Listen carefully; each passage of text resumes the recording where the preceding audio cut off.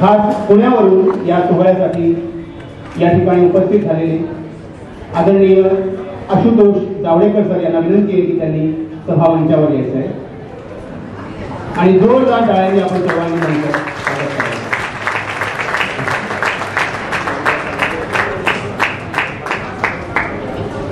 आजच्या कार्यक्रमाचे प्रमुख पाहुणे महाराष्ट्र टाइम्स या नामांकित वृत्तपत्राचे मुंबईचे निवासी संपादक आणि आम्हा सर्वांना कायम प्रोत्साहन देणारे आमचे संमित्र ज्येष्ठ संमित्र आदरणीय समीर कर्वे सरांना विनंती आहे की या समारंभाचे प्रमुख पाहुणे म्हणून त्यांनी या समारंभावर उपस्थित राहावे.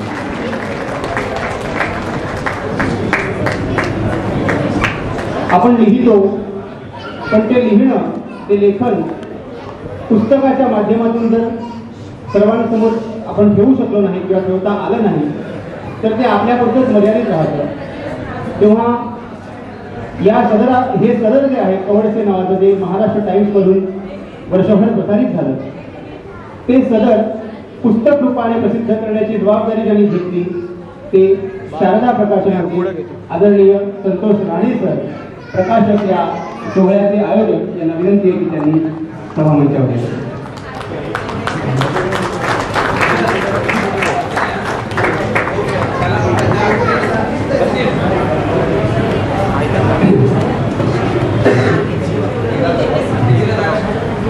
आम्हा न माहित सूर्य कोण आम्हा न माहित सूर्य कोण आणि किरणे कशी तयाची रे अमुच्यासाठी सर्व तूच हे लुई वंदना अमुची. लुई ब्रेल लिपीचे जनक आपण शिकू शकतो ही भावना ज्यांच्या मनात सर्वप्रथम आली आणि ज्यांनी ती प्रत्यक्षात आणली ते सर व्हॅलेंटाईन हाऊई विदुषी हेलन केलर आणि आपणा सगळ्यांना लिहितं वाचतं आणि ज्ञानप्राप्तीसाठी आपला अवकाश खुलं करून देणाऱ्या सर्वांनाच विनम्र अभिवादन करून आजच्या कार्यक्रमाला आपण सुरुवात करूया. हा कार्यक्रम आहे ग्रंथ प्रकाशनाचा पुस्तक प्रकाशनाचा आणि म्हणूनच ग्रंथ महती सांगणारी मंगेश पाडवकरांची एक रचना कदाचित आपण सगळ्यांनी आकाशवाणीवरून याआधी ऐकली असेल परंतु आपल्या सर्वांचे संगीतकार मित्र बिपिन वर्तक या ठिकाणी उपस्थित आहेत. मी त्यांना विनंती करतो की मंगेश पाडवकरांच्या या ग्रंथगीताने त्यांनी आजच्या कार्यक्रमाची सुरुवात करावी.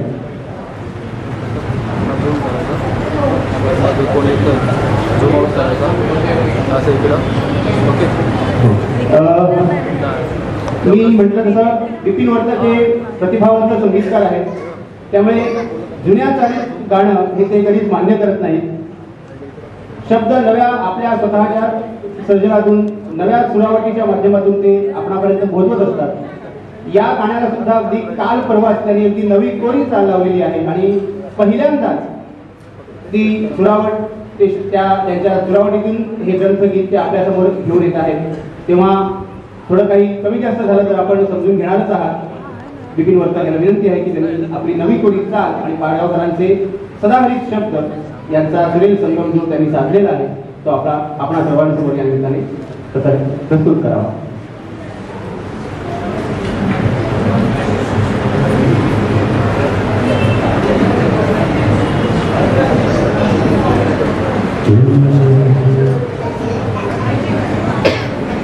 ग्रंथ मुझे साथी ग्रंथ मुझा हाथी ग्रंथ मुझे साथी ग्रंथ मुझा हाथी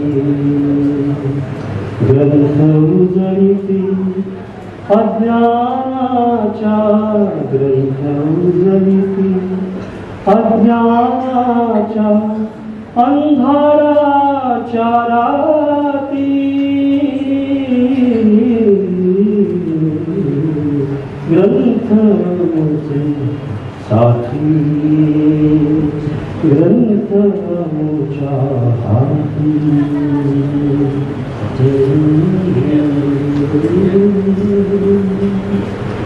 या ग्रंथाच्या तेजामधून जन्मायेते क्रांती या ग्रंथाच्या तेजामधून जन्मा येते क्रांती, ग्रंथ निर्मिती, ग्रंथ निर्मिती माणूस जीवन, ग्रंथ शिकविती क्रांती, ग्रंथ शिकविती शांती.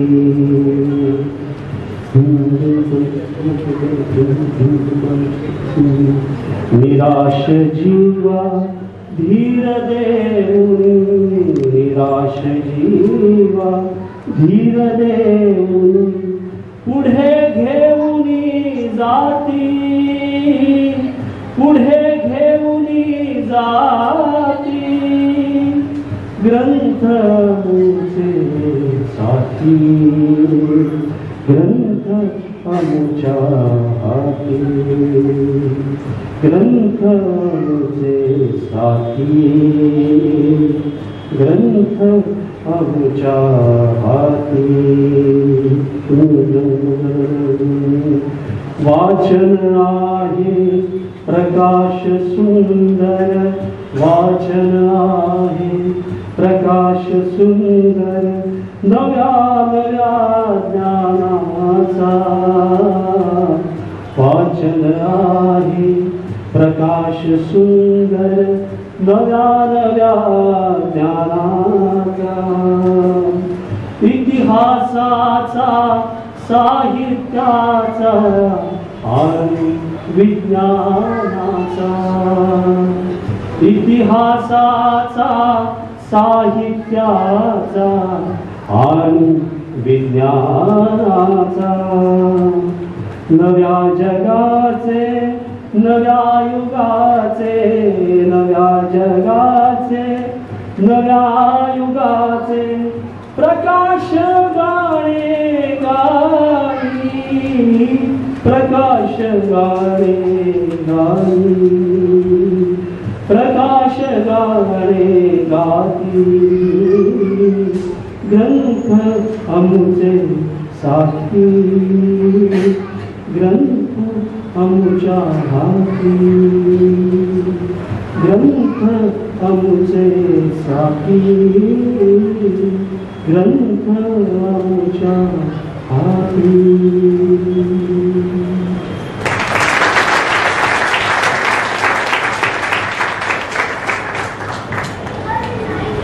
धन्यवाद. धन्यवाद नितीन. आज कमी वेळात खूप चांगली श्रावट आणि पाडगावकरांचे शब्द. यानंतर आपण आपल्या या आजच्या कार्यक्रमाला उपस्थित सर्व मान्यवरांचं एक छोटंसं आपल्या सगळ्या प्रेमाचं प्रतीक या नात्याने फूल देऊन स्वागत करूया. मी आजच्या कार्यक्रमाच्या आपल्या लेखिका अनुजा संशी यांना विनंती करतो की त्यांनी आजच्या कार्यक्रमाचे अध्यक्ष आशुतोष जावडेकर साहेबांचं स्वागत करावे.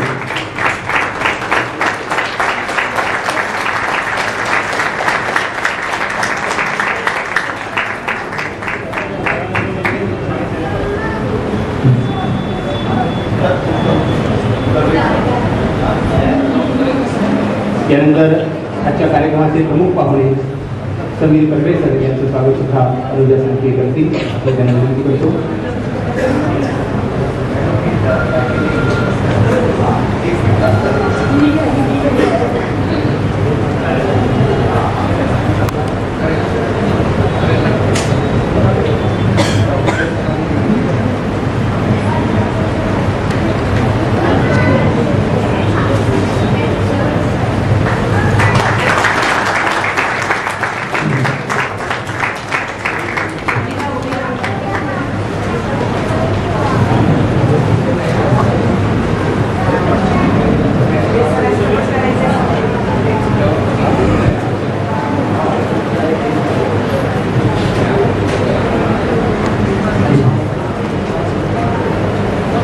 या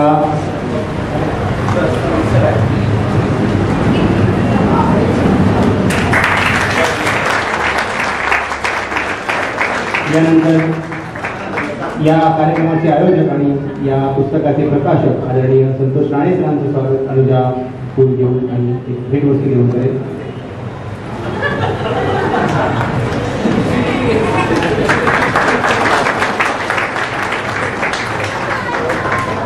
त्यांनी मला सांगितलं होतं मी आयोजक आहे त्यामुळे माझं काही स्वागत वगैरे करू नका, पण ते माईक ताब्यात असल्यावर आपल्याला सगळं करता येतं ना.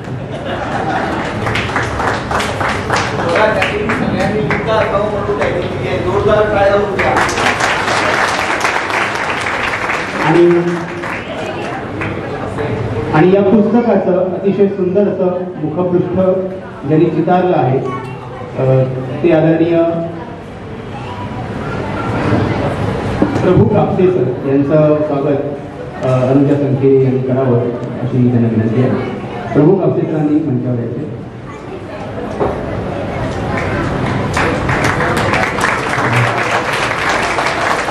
पुस्तक जेव्हा आपण हातात घेऊ प्रकाशित झाल्यानंतर तेव्हा सर्वात आधी आपण आपली नजर जी आहे ते या मुखपृष्ठावर जाणार आहे. जेव्हा पुस्तक विक्रीला उपलब्ध असेल तेव्हा सुद्धा ते हातात घेतलं जाईल ते पहिलं मुखपृष्ठ पाहूनच. त्यामुळे मुखपृष्ठाचं महत्त्व किती आहे हे आपणा सगळ्यांना माहिती आहे.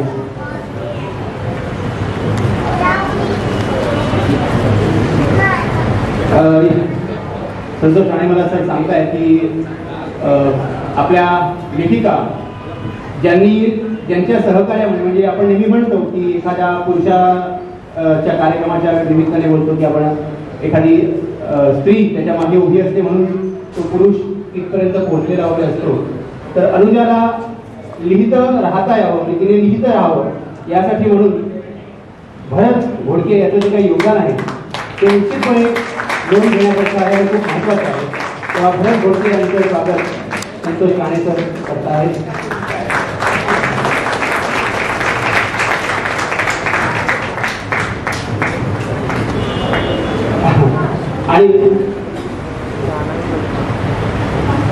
आणि आता ज्यांचं पुस्तक प्रकाशित होत आहे ज्यांच्या लिहित्या हातांनी हा सगळा पुस्तकाचा प्रपंच उभारला आहे त्या आपल्या लेखिका अनुजा संखे घोडके यांचे स्वागत प्रज्ञा पंडित या करणार आहेत. आपण जोरदार टाळ्यांनी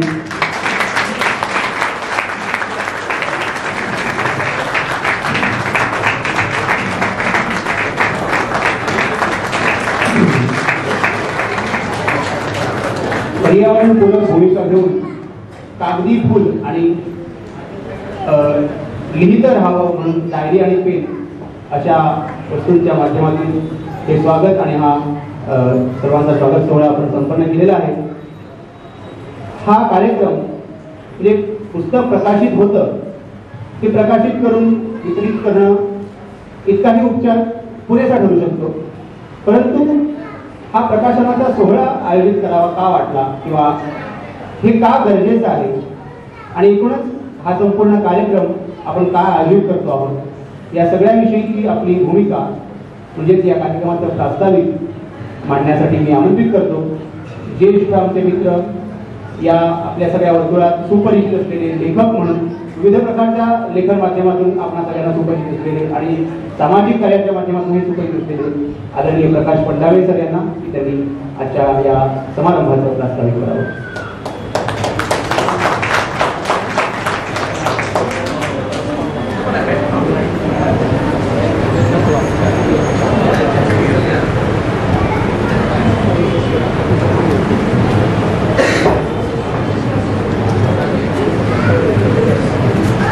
या कार्यक्रमाचे अध्यक्ष आदरणीय आशुतोष जावडेकर सर, या कार्यक्रमाचे प्रमुख पाहुणे महाराष्ट्र टाइम्सचे निवासी संपादक आणि आमचे सगळ्यांचेही घनिष्ठ असे मित्र झालेले समीर कर्वे सर, त्याचबरोबर ज्यांनी आमच्या या युवा लेखिकेचं पुस्तक प्रकाशित करून आम्हा सर्वांना एक आनंदाची पर्वणी दिलेली आहे असे शारदा प्रकाशनचे आदरणीय संतोष राणेजी आणि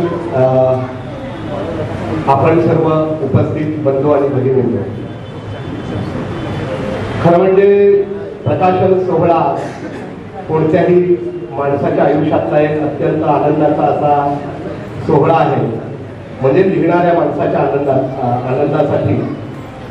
लिहिते हात खूप असतात, पण लिहित्या हातांना प्रकाशित करणारे, प्रसिद्ध करणारे किंवा प्रसिद्धी देणारे, त्यांचं मर्म जाणून घेणारी माणसं फार कमी असतात.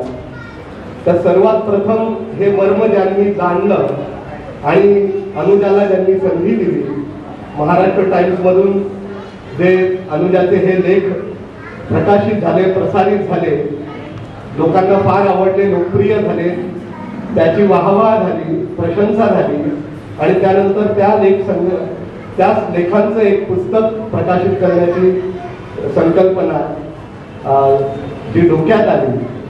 तर त्याचे जे मूळ आहेत, महाराष्ट्र टाइम्स हे या महाराष्ट्रातलं, राज्यातलं सगळ्यात मोठं आणि अधिक खपाचं लोकप्रिय असं दैनिक आहे. महाराष्ट्र टाइम्सने आमच्या समाजातल्या एका युवा लेखिकेच्या लिहित्या हाताचं जे काही कौतुक केलं आणि तिला ती पहिली संधी दिली, त्यासाठी मी आमच्या सगळ्या अंध समाजाच्या वतीने त्यांचं मनपूर्वक स्वागत करतो, कौतुक करतो. कारण संधी देणं फार महत्वाचं असतं. लिहिणारे हात आता वाढतायत. मुळात अंध माणूस शिकू शकतो हे आज 2 शतकांपूर्वी कोणालाही मान्य नव्हतं. गेल्या 2 शतकांमध्ये हळूहळू जी प्रगती होत गेलेली आहे आणि या विकासाच्या टप्प्यावर ज्या माणसाला कोपऱ्यात बसून निरुपयोगी ठरवलं गेलं होतं समाजाच्या दृष्टीने, ज्या माणसाचा काहीही उपयोग नाही या समाजासाठी असं मानलं जात होतं, त्या माणसाला लिहितं वाचतं करणं हे ज्यांनी केलं, त्या वॅलिंग्टन हावे आणि लुई ब्रेल, हेलन केलर या सगळ्यांना तर मानाचा मुजरा आहे. परंतु त्यानंतर आम्ही शिकू लागलो, आमच्या मनातल्या कल्पना, भावना व्यक्त करू लागलो, साहित्य निर्मिती होऊ लागली आणि त्या साहित्य निर्मितीचा प्रवास आज प्रकाशनापर्यंत येऊन ठेपलेला आहे.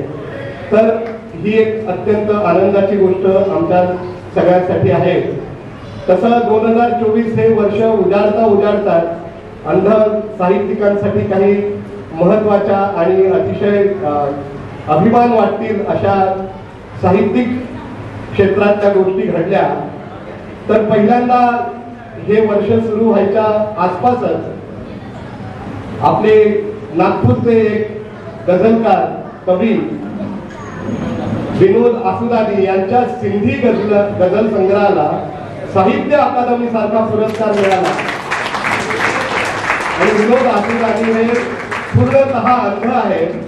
त्यांचा गझल संग्रह साहित्य अकादमीने तर कौतुकास्पद मानलेला आहे.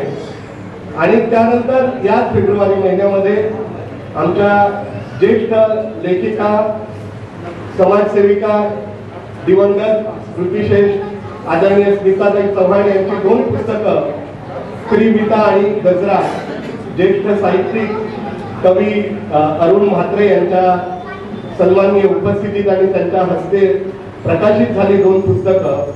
आणि आज 15 दिवसानंतर एका युवा लेखिकेचं पुस्तक प्रकाशित होत आहे. तर आपल्या सगळ्या मित्रांना माझी विनंती आहे की या तिन्ही प्रसंगांसाठी आपण जोरदार टाळ्या देऊन आपल्याच आपण कौतुक करूया, अभिनंदन करूया. या निमित्ताने माझ्या सर्व अंध मित्र मैत्रिणींना, ज्यांना आता जगण्याची भ्रांत फारशी राहिलेली नाही आणि जे काही जगण्याचे आपले प्रश्न आहेत, आपल्या अडचणी आहेत, त्या सगळ्यांबद्दल, मग ते नोकरीच्या ठिकाणी येणारे अनुभव असतील, आपल्या कुटुंब व्यवस्थेत होणारे आपल्यावरचे काही अन्याय असतील किंवा काही चांगल्या सकारात्मक गोष्टी असतील, तर या सर्व संदर्भामध्ये आपण आता लिहित झालं पाहिजे. कारण आजपर्यंत सगळ्या स्तरातल्या लोकांची पुस्तकं आलेली आहेत, परंतु अंध आणि अपंग समाजाची काय दुःख आहेत, त्यांच्यावर नेमका काय अन्याय होतोय, अन्याय करणारे कोण आहेत आणि अन्याय कोणी जाणीवपूर्वक करत असतं असं नव्हे, परंतु ते त्यांची जी आपल्याला निरुपयोगी मानण्याची जी भूमिका आहे, जी गैरसमजूत आहे, ती मोडून काढण्यासाठी तुम्हाला, आम्हाला सगळ्यांना आता लेखणी हातात घेणं आवश्यक आहे. युवा लेखिका अनुजाने ती लेखणी हातात घेतलेली आणि सशक्तपणे वापरलेली आहे. मी म्हणेन की तिचं हे जे कवळसे पुस्तक आहे हे एक प्रकारे अंध समाजातल्या अनेक प्रश्नांची चर्चा करणारं पुस्तक आहे. पण त्याचबरोबर उजेडाचे निर्भीक आम्ही अंधाराची तवा नाही, कातळातूनही काढू पाणी, कर्तृत्वाला सीमा नाही, असं एका कवीने जे म्हटलेलं आहे त्या ओळींप्रमाणे तुम्हाला यात अशी काही माणसं भेटतील वाचायला.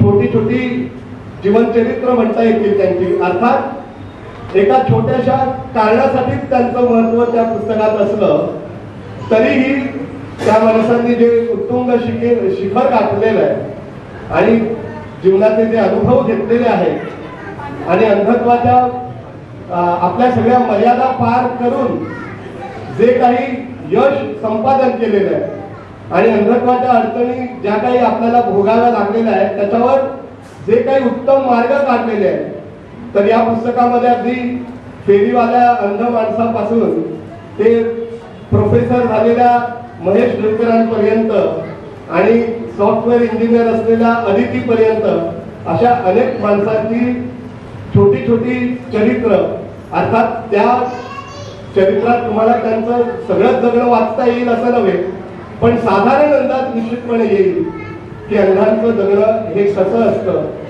तर एक प्रकारे ज्या डोळस माणसांना अजून अंधांचं जग जास्त माहिती नाही त्यांच्यासाठी हा अंधांचं जग समजून घेण्यासाठी त्यांच्याही काही कविता प्रकाशित करण्याची गरज आहे.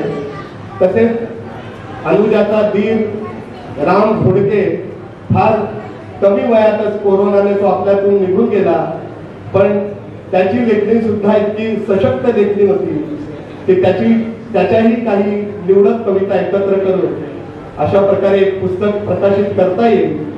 तेव्हा निश्चितपणे आम्ही तुम्ही सगळेच जे कवी या महाराष्ट्रात होऊन गेले, जे लेखक होऊन गेले त्यांना त्यांच्या स्मृती जिवंत ठेवण्यासाठी त्या कविता एकत्र करून त्या प्रकाशित करायचा प्रयत्न करू आणि जे नव्याने लिहित आहेत आणि जे लिहू पाहता आहेत त्या सगळ्यांना नवे नवे प्रतिभेचे अंकुर फुटू देत अशी प्रार्थना करतो आणि त्यांची पुस्तकं त्यांच्याच हयातीत प्रकाशित होतील अशी अपेक्षा करतो आणि माझं लांबच चाललेलं प्रास्ताविक थांबवतो. जय हिंद, जय महाराष्ट्र, जय महाराष्ट्र.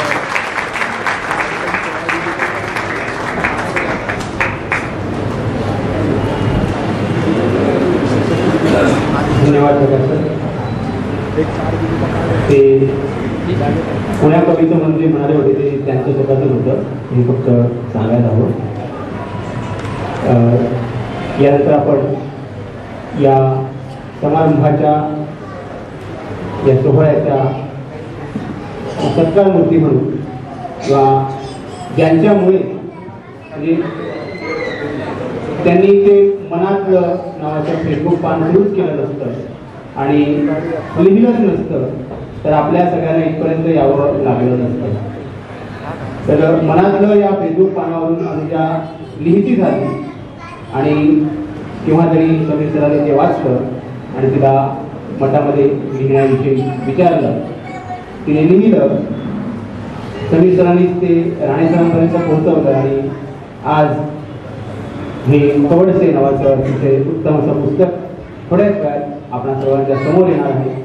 त्याआधी ते पुस्तक प्रकाशित होण्याआधी स्वतः लेखिकेला हा क्षण ती कसा अनुभवते आहे हे आपल्या सर्वांसोबत शेअर करावं असं वाटतं आहे. मी अनुजाला विनंती करतो की ते आपलं मनोगत प्रकाशनापूर्वी आपल्या सर्वांना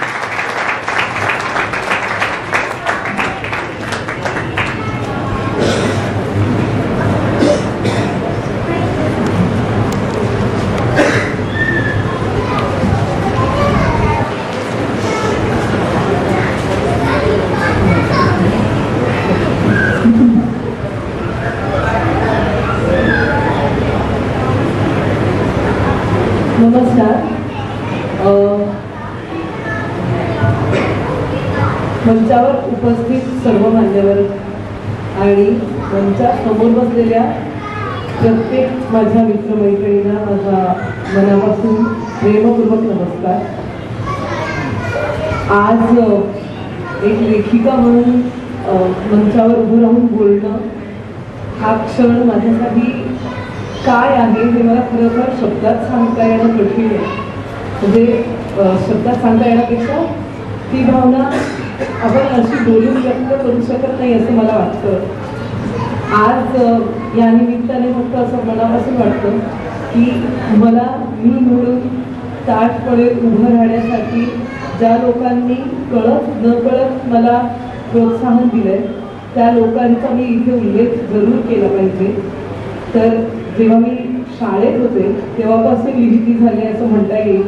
तर त्यावेळेला माझ्या काही खास मैत्रिणी, शिक्षक या लोकांनी कधी मी पेपर वाया घालवते असं म्हटलं नाही.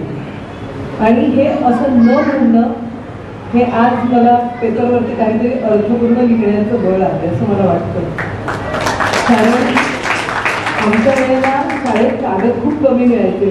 डोळस मुलांनी चित्र काढलेल्या ज्या वह्या डिस्पोज केल्या जातात ते कागद आम्हाला ब्रेल लिहायला मिळायचे. आणि बऱ्याचदा असं असायचं की 6वी-7वीच्या आम्हा मुलींना अभ्यास भरपूर असल्यामुळे फक्त अभ्यासापुरतेच कागद मिळायचे. पण मग मी सांगितलं की ताई मला जरा कविता लिहायची पेपर एक्स्ट्रा, मग मला गठ्ठा मिळायचा. मग तो गठ्ठा फक्त असंच काहीतरी लिहिण्यात घालवायचा. पण तो घालवता आला म्हणून आज उभी आहे. त्यानंतर मला असं वाटतं की मी त्या वयातच 8वी-9वीच्या वयातच असं ठरवलं होतं की मी पत्रकारच होणार. आणि शिक्षणाच्या दृष्टिकोनातून तेव्हा माझं ठरलं होतं की पत्रकारितेतूनच शिक्षण घ्यायचं, मग नंतर बघता येईल आपल्याला करता येईल की नाही. तर मी BA करता करताच ठरवलं होतं की आपण शोधलं की पत्रकारितेतून पुढे काय करू शकतो, शिक्षण कसं घ्यायचं. तर मला MAचं समजलं की मी मुंबई विद्यापीठामध्ये आपण MA करू शकतो संध्यापन आणि पत्रकारिता विभागातून. मग म्हटलं की आता आपल्या डोक्यात आलं तर एक फोनच करून टाकू. म्हणून फोन केला आणि उचललेल्या व्यक्तीला म्हटलं सर मी पूर्णतः अंध आहे पण मला पत्रकारितेचं शिक्षण घ्यायचं. अशा शब्दाला अशा करून पण असतात. तर पलीकडून मला उत्तर मिळालं की हो मग कर ना, त्यात ते एवढं मोठं म्हणजे. पण मग सर मला दिसत नाही. ते म्हणजे होईल ना मग फक्त विज्युअलच्याच गोष्टी नाही जमणार. मग त्यावेळेला तू ऑडिओमधलं कार्यक्रम तयार कर, असाइनमेंट कर.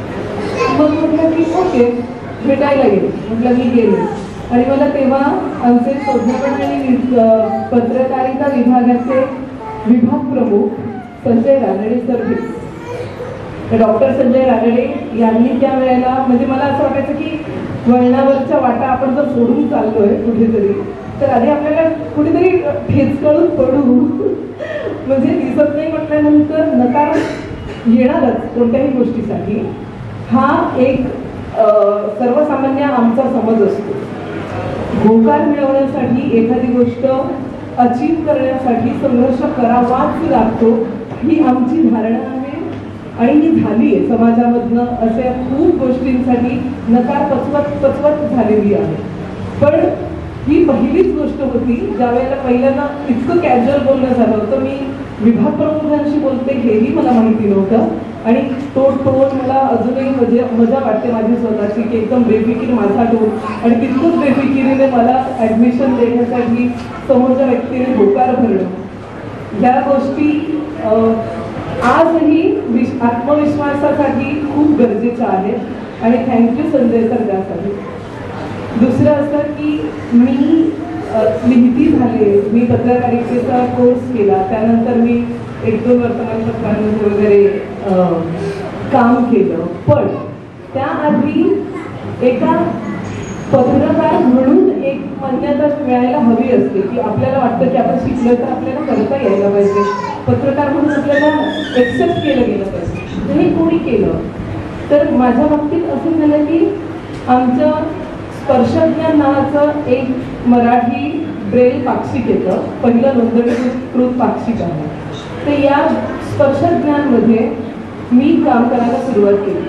तेव्हा मी जर्नलिझम करतच होते. करता करताच मी बातम्या अंधविश्वास घडणाऱ्या घडामोडी शोधून काढायच्या, संस्थांशी बोलायचं, बातमी लिहायच्या, बातम्या लिहून झाल्या की त्या द्यायच्या. बरं मग द्यायच्या तर कसं आता मी ब्रेलमधूनच द्यायचे. मग नंतर लक्षात आलं की ब्रेलमधनं देऊन काही उपयोग नाही आहे, कारण ब्रेलमध्ये प्रिंट नाही होणार. प्रिंट करायला आपल्याला मराठीमध्ये लिहिता यायला पाहिजे, देवनागरी लिहिता यायला पाहिजे. मग लॅपटॉपवरती लिहायला शिकायचं. मग आता त्याच्याकडे पण कोर्स करायचा होता, तर मग मी स्पर्शज्ञांमध्ये टायपिंग पण शिकले. आज तेव्हा बटनाची दाबायला शिकले, त्यामुळे एवढं मोठं पुस्तक लिहू शकते. त्यामुळे या सगळ्या गोष्टींसाठी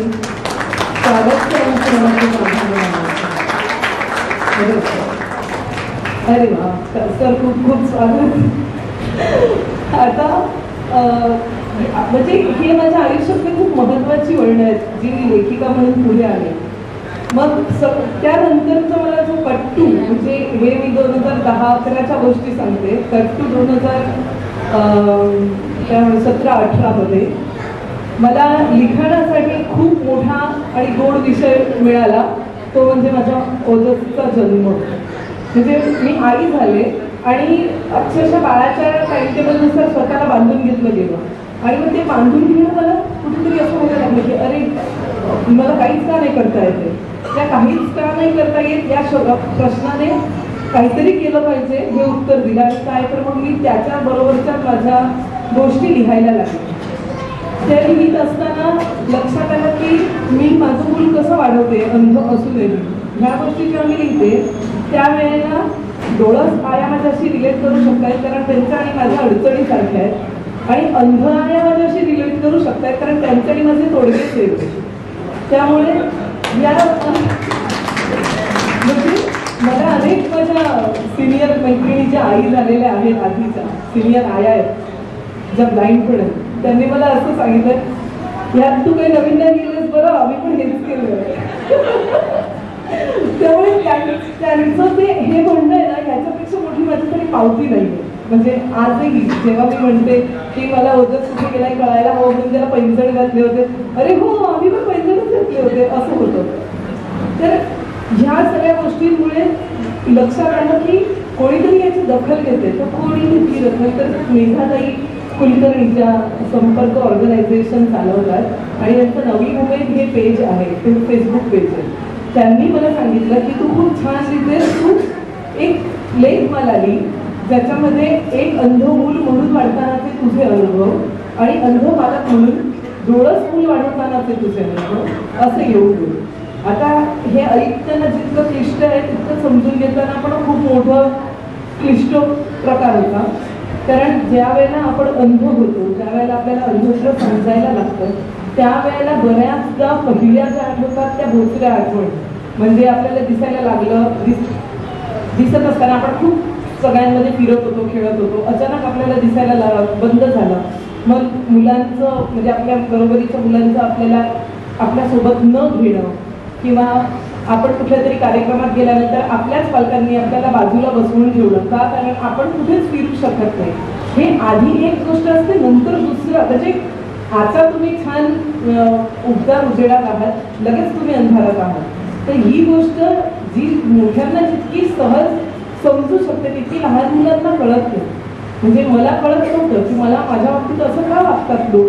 तर हा जो माझ्याशी संघर्ष झालाय लहानपणी, तो संघर्ष पुन्हा जगायचा, पुन्हा शब्दात मांडायचा ही माझ्यासाठी खूप मोठी गोष्ट होती, खूप अडचणीची होती. म्हणजे मला आठवत आहे की ही लेख मला लिहित असताना खूप रडली आहे. कारण मला आठवत आहे की माझे छोटे छोटे म्हणजे मी आजपर्यंत पचवून मनात दाबून ठेवले ते मला मांडायचे. तर हे जे मांडत गेले त्याने दुसरी गोष्ट अशी झाली की मी मोकळी पण झाले. म्हणजे इतकी वर्ष कोणाचा तरी राग जो मनात असेल, कोणाबद्दल तरी दुःख दाटलं असेल, कोणाचा तरी एक अपमान आपण आपला सहन करत तो आतल्या आत सहन केलेला असेल, तो सगळा बाहेर आला. आणि दुसरीकडे अंधबालक म्हणून लिहित असताना आपल्याच मुलाला आपण कसं वाढवतोय, आणि हे खरंच इतरांसाठी खूप मोठी गोष्ट आहे. म्हणजे डोळस आया आणि वडीलही इतकं करत नाही. ह्या प्रकारच्या प्रतिक्रिया जेव्हा यायला लागल्या त्यावेळेला असं वाटायला लागलं की आपण खरोखर आई वडील म्हणून काहीतरी वेगळं करतोय का, काहीतरी चांगलं करतोय का, या गोष्टीसाठी चेकमार्क बसायला लागले. आता नवी उमेदमध्ये मी सलगपणे लिहिला म्हणजे लिहितच होते. त्यानंतरचा काळ आपला आला कोविडचा.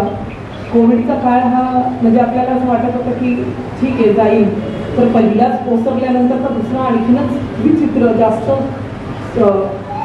जास्त नुकसान करणारा ठरला. तर त्या वेळेला आपल्याला जी ऊर्जा लागत होती, उर्मी लागत होती जगण्यासाठी, की आपण अशा वातावरणातून सकारात्मक गोष्टी घेत होतो.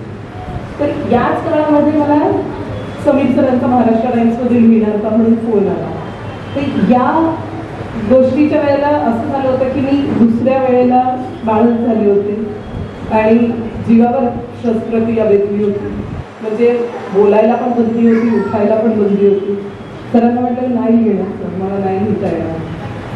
मग सरांचं असं की मग तू बोल, लिहू नकोस, बोल, रेकॉर्ड करून टाकू, आपण लेखी घेऊ, आपण काय नाही. म्हणजे मी नाही म्हटल्यानंतर सरांनी मला 5-6 ऑप्शन दिले की मी लिहिलं पाहिजे किंवा म्हणजे मी बोललं तरी पाहिजे, ते लिहिलं जाईल.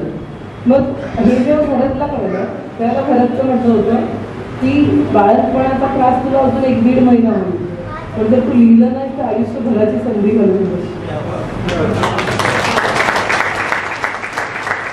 मी ओजसला पण सांभाळीत, कारण ओजस त्यावेळेला त्या मूडमध्ये होता की आई फक्त लहान फ्रँकी होतात, अशा मूडमध्ये ओजस होता. बाळ तर अगदी 1-1.5 महिन्याचं होतं. त्यानंतर माझी आई आणि माझी आजी म्हणजे तोफखाने होते 2 घरात. कारण ओली बाळंतीन बसणं, तासनतास लॅपटॉप घेऊन लिहिणार म्हटल्यानंतर एकीकडे माझी काळजी, एकीकडे बाळाची काळजी, आणि मग माझा मीच त्रास वाढवून घेणार, असं खूप काय म्हणत एकट्याने ते झेललं. मला तर बेडरूममध्ये बंद करायचा आणि तो हॉलमध्ये सगळ्यांना कधी चांगल्याकडे कधी वाईटा पण उत्तरं द्यायचं. पण मला थँक्यू सो मच.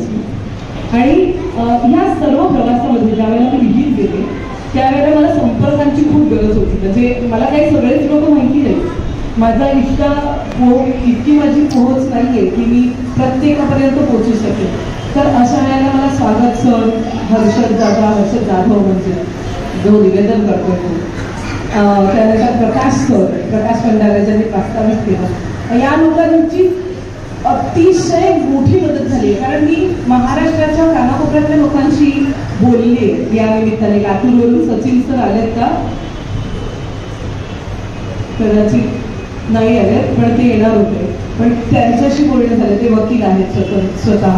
त्यानंतर नागपूरच्या वकील एक मॅडम आहेत त्यांच्याशी, किंवा पुण्यावरचे बरेचसे लोक ज्यांच्याशी बोलले, असे सगळे लोक यामध्ये मला मिळवून दिलेत. म्हणजे अक्षरशः मिळवून म्हणजे कसं अगदी मोबाईल नंबर सकट, कधी बोलायचं, काय बोलायचं, म्हणजे काय नाही, पण कधी बोलायचं किंवा कसं बोलायचं, साधारण स्वभाव काय आहे, ह्या सगळ्याची कल्पना देऊन मला या इतकं ताटात वाढून आणलंय समोर की मी फक्त बोलायचं काम केलं आणि लिहायचं काम केलं. या सगळ्यात महत्वाचा आणखी मोठा भाग आहे म्हणजे मी त्यांच्याशी बोलली ती माणसं.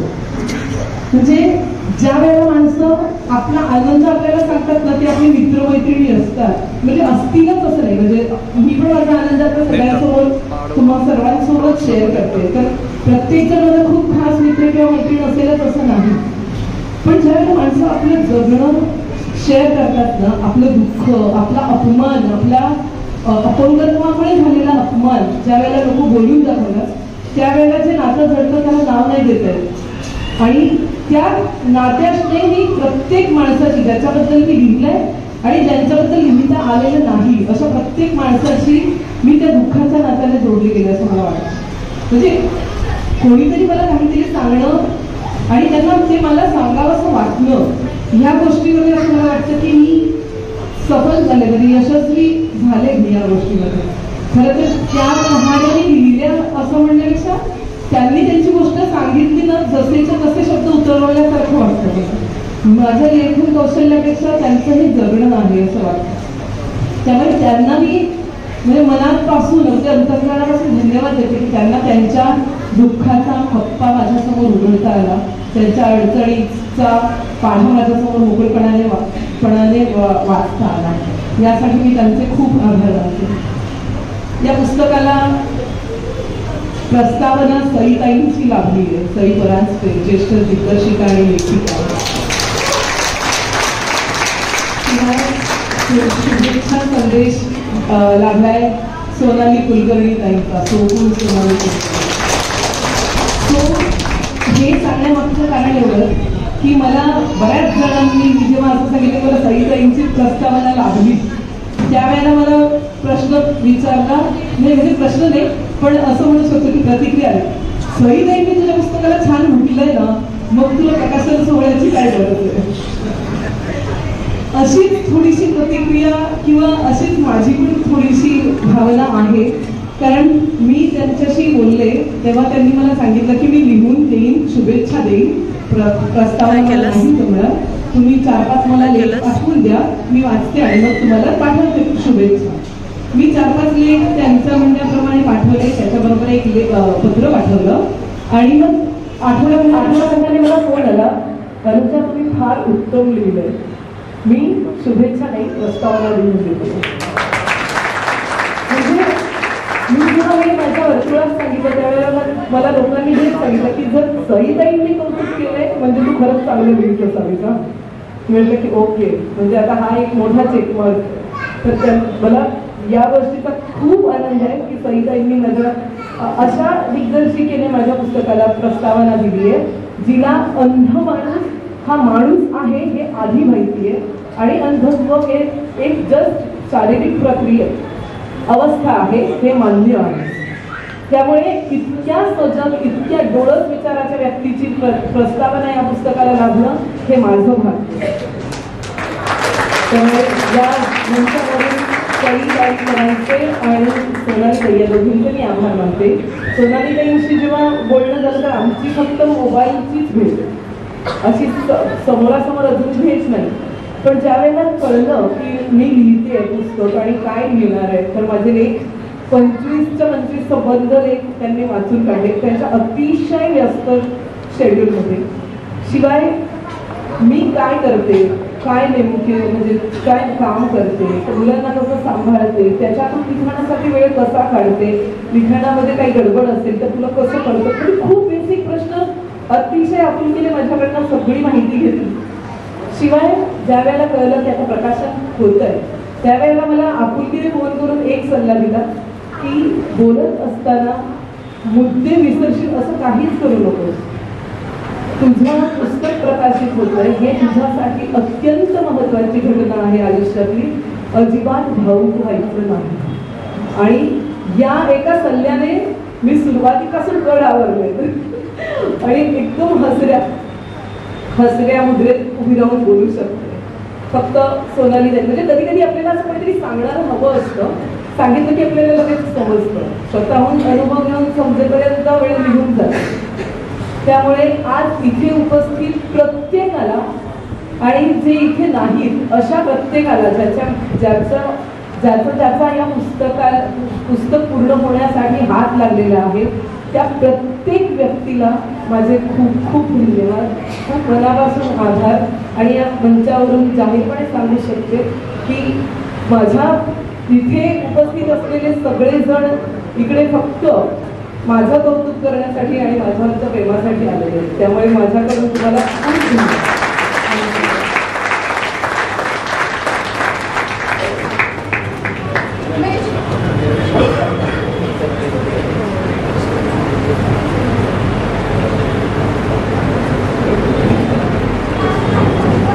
धन्यवाद अनुजा. लेखिका म्हणून म्हणजे जी आपण म्हणतो एखादी आई आपल्या मुलाच्या जन्माची कहाणी जशी सांगते तशी तू या तुझ्या पुस्तकाच्या निर्मितीची संपूर्ण कहाणी आज या निमित्ताने आम्हा सर्वांसमोर ठेवलीस त्याबद्दल धन्यवाद. आणि आता ज्या बाळाची संपूर्ण जन्मकथा आपल्यासमोर आलेली आहे ते बाळ आता प्रत्यक्ष आपणा सर्वांच्या समोर येणार आहे. मी या मंचावर उपस्थित सर्व मान्यवरांना अध्यक्ष आदरणीय जावडेकर सर आमचे आदरणीय कर्वे सर राणे सर स्वतः लेखिका अनुजा आपणा सर्वांना विनंती आहे की आपण सर्वांनी या आपल्या पुस्तकाचं प्रकाशन करावं.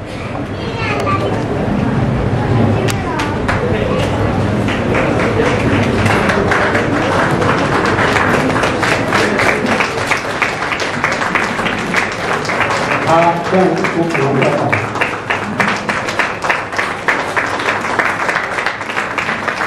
या पुस्तकाच्या माध्यमातून जवळजवळ 50 व्यक्तींचं त्यांच्या विशिष्ट कार्यासंदर्भातलं जे चरित्र आहे ते या आज पुढं होत आहे. मठात म्हणून ते वाचलं गेलेलंच आहे, पण आता ते राज्याबाहेर जगभरात पोहोचण्याचा मार्ग या पुस्तकाने खुला करून दिला. या प्रक्रियेत सहभागी सर्वांचंच या निमित्ताने आपण टाळ्यांच्या गजरात अभिनंदन करूया. प्रकाशनाचे डीटीपी करणारे प्रूफ रिडिंगसाठी अनुजाला मदत केलेल्या उत्तरच्या मर्यादा येईल नाही, पण त्यांचंही या निमित्ताने आपल्याला नाव घ्यायला पाहिजे. आणि आपणा सर्वांच्या आपण सर्व इथे उपस्थित आहात, पण जाताना हे नवकोरं पुस्तक आपल्या सगळ्याच्या संग्रहासाठी विकत घेऊन जायचं आहे हे विसरू नका. मी या संपूर्ण पुस्तक निर्मितीच्या प्रक्रियेतला सर्वात महत्त्वाचा दुवा किंवा सर्वात महत्त्वाची व्यक्ती म्हणून जर कोणाचं नाव घ्यायचं झालं तर स्वाभाविकपणे ते समीर कर्वे सरांचंच घ्यावं लागेल. कारण अनुजाचं लेखन वाचून तिला सदर लेखनासाठी प्रवृत्त करणारे, हे सदर तिच्याकडून पूर्ण करून घेण्यासाठी सुद्धा समीर सरांनी काय काय केलंय हेही आम्हाला माहिती आहे. आणि पुन्हा सदर पूर्ण झाल्यानंतर त्याचं पुस्तक व्हावं ही भावना सर्वप्रथम समीर सरांनी अनुजाला बोलून दाखवली. समीर सरांचा करिअरची जो परिचय आहे तो खूप मोठा आहे. ते आंतरराष्ट्रीय पातळीवर जाऊन आलेले पत्रकार आहेत. ब्लॅक टॉर्नाडो हे 26/11च्या हल्ल्यातल्या सगळ्या ब्लॅक कमांडोजवरचं संदीप पुनेरत्न यांचं पुस्तक आहे इंग्रजी, त्याचा अनुवाद त्यांनी केलेला आहे. आणि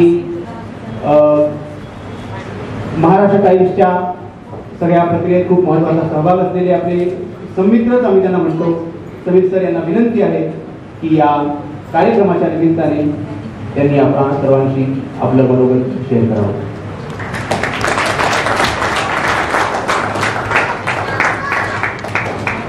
नमस्कार. आजच्या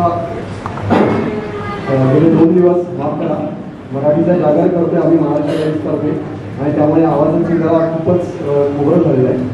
पण या आजच्या समारंभासाठी उपस्थित सर्व आपले आप्त स्नेहजन आणि अनुजाच्या प्रेमाखातर, तिच्या लेखणीच्या प्रेमाखातर इथे आलेले सर्वजण यांचं सर्वांचं स्वागत. आणि त्याचबरोबर अनुजाचं आणि या पुस्तकात ज्या सर्वांच्या यशोगाथा मांडण्यात आलेल्या आहेत त्या सर्व यशोगाथांचे मूळ प्रणेत यांच्या अनेकांचे दीपकवर ठरणारे अशा सर्वांचं अभिनंदन, मनपूर्वक अभिनंदन. डॉक्टर आशुतोष जावडेकर स्वतः कवी, लेखक, गीतकार, आपल्याशी अनेक माध्यमातून संवाद साधणारे असे लेखक आहेत ते. आणि ते मंचावर असल्यामुळे असेल कदाचित तर मला आज इथे येताना एक आवडतीचं गाणं सकाळी आठवलं आणि त्या गाण्याच्या संदर्भाने सुरुवात करतो. थंडी हवा ये चांदणी सुहानी हे किशोर कुमार यांनी गायलेलं गाणं अनेकांना माहिती आहे. त्या गाण्यात पुढे अशी ओळ आहे की मंजिल आहे अंजानी. म्हणजे आपण अनेकदा थंडी हवा आणि असं आपण सर्व छान अनुभव घेत असताना जात असतो. रस्ता खास खायचा असतो, मंजिल तर अंजानी असते. पण रस्ता खास खायचा असला तरी आपला तो अनुभव फार सुंदर असतो. कधी वाऱ्याची झुळूक येत असते, कधी चंद्र दिसत असतो, कधी चांदण असतं. आता चंद्र आणि चांदण कदाचित काही जणांना दिसतं, पण काही जणांना वाऱ्याची झुळूक अंगावर येते, काही जणांना वास, फुलांचा वास येतो. तर हे सर्व अनुभव जे आहेत ना ते प्रत्येकजण प्रत्येकाच्या क्षमतेनुसार घेत असतो आणि ते प्रत्येकाच्या क्षमतेनुसार घेणं खूप महत्त्वाचं असतं. या पुस्तकाची जी निर्मिती झाली त्याच्यामागची धारणा तीच असते की आपल्या जगताना येणारा प्रत्येकाला जे अनुभव घ्यायचे असतात ते प्रत्येकाच्या क्षमतेनुसार पूर्णपणे घ्यायचे असतात आणि त्यांना घेण्याचा तो अधिकार आहे. आणि त्याच्यासाठी समाज म्हणून आपण उभं राहायला पाहिजे. आणि हीच धारणा होती, पण ते सकारात्मकतेने. आणि अशा आपल्या सभोवती अनेक व्यक्ती आहेत की ज्यांनी हे साध्य करून दाखवलेलं आहे. आणि अनुजाने जेव्हा पहिल्यांदा म्हणजे पुस्तक आपण म्हणतो पुस्तक प्रकाशित होत असताना पुस्तकेच प्रकाशन करणं हे अक्षरशः प्रसूतीच आपण याचा अनुभव घेत असतो हे आशुतोष सरांना माहितीच आहे. आणि स्वतः प्रकाशक संतोष राणे सरांनाही माहिती आहे की अनेक पुस्तकांची त्यांनी निर्मिती केली आहे. तर प्रत्येक पुस्तक म्हणजे एक वेगळी प्रसूती असते. आणि ह्या पुस्तकाचाही संदर्भ तसाच एक जेव्हा अनुजाने प्रसूतीचे अनुभव मांडले तेव्हा ते फक्त ते अनुभव मांडते असं नाही वाटलं मला. मला वाटतं तिच्या लेखनात काहीतरी तळमळ आहे, जिद्द आहे आणि ती काहीतरी सांगू बघते. तर हे लोकांपुढे आलं पाहिजे असं वाटलं किंवा तिच्याशी संपर्क साधला. अर्थातच तिने मगाशी सांगितलं तसं की त्यावेळेचा तिची तब्येतीची नाजूक स्थिती होती. करोनाचा काळ कदाचित जस्ट सुरू होणार असेल किंवा होणार होता. मी आमच्या संपादक मंडळीपुढे आणि तुम्हाला माहिती पेपर काढण्यामध्ये फक्त एकट्याची जबाबदारी असते, अनेक जण त्यात इन्व्हॉल्व असतात. माझे मुख्य संपादक पराग करंदीकर आणि स्वतः सिद्धहस्त लेखक असले आमचे सहाय्यक संपादक श्री श्रीकांत बोजेवार. आम्ही ज्या कॉलमची निर्मिती आणि कॉलम कुठले असतील ठरवायला बसलो तेव्हा ह्यांच्यापुढे मी कल्पना मांडली. तर या दोघांपैकी आणि इतर आमच्या सहकाऱ्यांपैकी कोणीच असं काही असं कोणाच्याही किंतु परंतु मनात आला नाही की एक दृष्टीबाधित व्यक्ती कॉलम लिहू शकेल का, असं कोणाच्याही मनात नव्हतं. हे मी तुम्हाला पहिल्यांदाच आश्वस्त करून टाकतो. आणि त्याच्यामुळेच हे पुस्तक म्हणजे पुढचा कॉलम होणार हे निश्चितच झालं. पण अर्थातच आपण जेव्हा कॉलम देतो त्यावेळेला तो कोण लिहित असतो हे वाचकाला त्यावेळेला काही सांगायचं नसतं आणि त्याच्याशी काही कोणाला घेणं देणं नसतं. त्या दृष्टीबाधित लिहितोय का हे सांगण्याची काही गरज नसते. त्यामुळे वाचकांना जे आपण देऊ इच्छितो यांच्याशी आपली बांधिलकी आहे ती महत्वाची असते. त्यामुळे ते कॉलम जे काय लिखाण होईल ते उच्च प्रतीने चांगलंच असलं पाहिजे याच्यावर आमचा कटाक्ष असतो तो असणार होता. अनुजा आणि आमचं बोलणं झालं तेव्हा तोच आमचा एक अलिखित असा फॅक्ट होता की जे लिहून येईल ते अतिशय आणि चांगल्या प्रतीचं असलं पाहिजे आणि त्याला ती धरून राहिली. पुढे प्रत्येक कॉलम लिहिताना तर रात्री 12-12 वाजेपर्यंत जागून ते व्याकरण दृष्ट्या आणि जे आपल्याला पोचवायचं आहे ते सांगायचं आहे ते अत्यंत चांगलं समर्पक आणि योग्य कसं असेल याच्यावरती मेहनत घेतली. ती परफेक्शनिस्ट राहिली हा अत्यंत त्याचा चांगला गुण होता. आणि त्यामुळे ते पुस्तक साकारतानाच्या पूर्वी जेव्हा कॉलम संपला तेव्हा त्याच्यापुढे उद्दिष्ट मी हेच ठेवलं की पुस्तक साकारलं जाईल म्हणजे कॉलममध्ये पुस्तकाचं सामर्थ्य आहे पण तेवढ्या फक्त कॉलम आपण दिला असं नाही. लोकांना वाचताना एक नवं पण काहीतरी वाचतो आणि पुस्तक वाचतोय असं वाटलं पाहिजे. त्याच्यासाठी परत पुन्हा एकदा त्या सगळ्या संग्रहाकडे जा आणि नव्याने ते लेखन करायला सुरुवात कर. आणि म्हणून तो मधला जो काळ गेला तो त्याच्यासाठीच गेला की त्यांनी परत ते सगळं लिहायला सुरुवात केली. परत त्या व्यक्तीला त्यांनी संपर्क केला, परत त्यांचे फोटो माहिती घेणं आणि त्याच्यासाठी अनेक तुमच्यासारख्यांचे हात त्याच्यासाठी आम्हाला मदतीला आली. ही सगळी प्रक्रिया सुरू होती आणि हे सगळं आज पुस्तक साकारलंय हा एक मोठी खूप आनंदाची गोष्ट आहे. आणि या प्रक्रियेचा साक्षीदार व्हायला मिळालं याचा मला खूप आनंद आहे. हा आनंद असाच द्विगुणित होत राहील. आज एक महत्त्वाची मी दोनच शेवटच्या गोष्टी सांगतो आणि माझे थोडेसे कारण आजचं काय प्रमुख पाहुणे मी नसून आजची उत्सवमूर्ती आणि आजच्या आपल्यासाठी खास पुण्यावरील अध्यक्ष त्यांचं भाषण ऐकायला आपण सर्व उत्सुक करतो. ते खरे आपली उत्सवमूर्ती आणि प्रमुख पाहुणे आहेत. मी शेवटच्या दोन गोष्टी सांगतो की स्पर्श सिनेमा जेव्हा झाला तेव्हा आमच्या मनात सई परांजपे यांनी पहिल्यांदा एक अशी जागरूकता निर्माण केली की दृष्टीबाधित किंवा अन्य कोणी हे आपल्यासारखेच आपण त्यांच्याशी व्यवहार केला पाहिजे आणि त्याची अपेक्षा करा. तो पहिल्यांदा आपल्या मनात तो एक वेगळा हुंकार असा महिन्यात आपल्यामुळे त्यांनी जागवला. पण त्याच्यानंतर बराच काळ गेल्यानंतर मला असं वाटतं अनुजाने तो पुढचा एक बंध तंत्रज्ञानाच्या मदतीने जो निर्माण करायचा आहे आणि आज तंत्रज्ञान आपल्या ह्या साथीला खूप आलेलं आहे.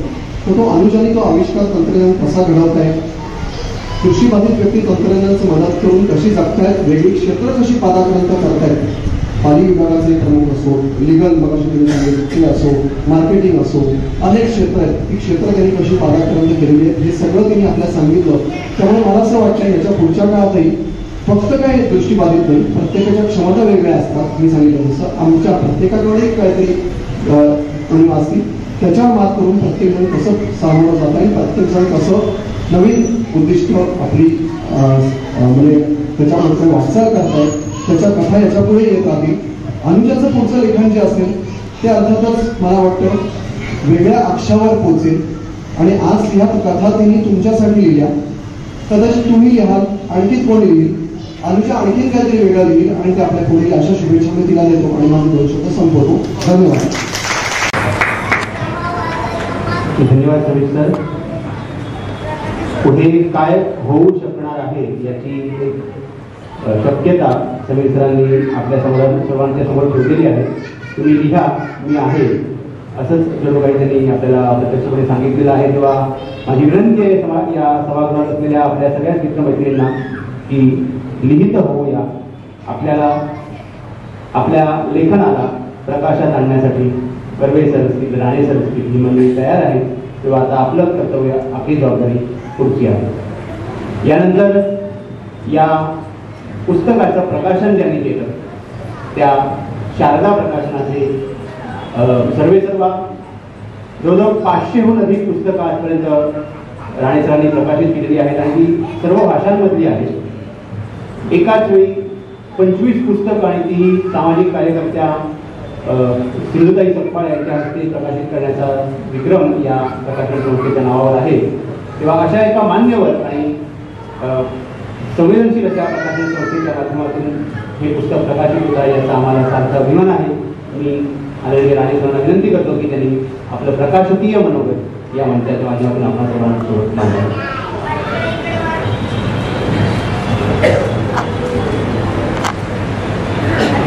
धन्यवाद.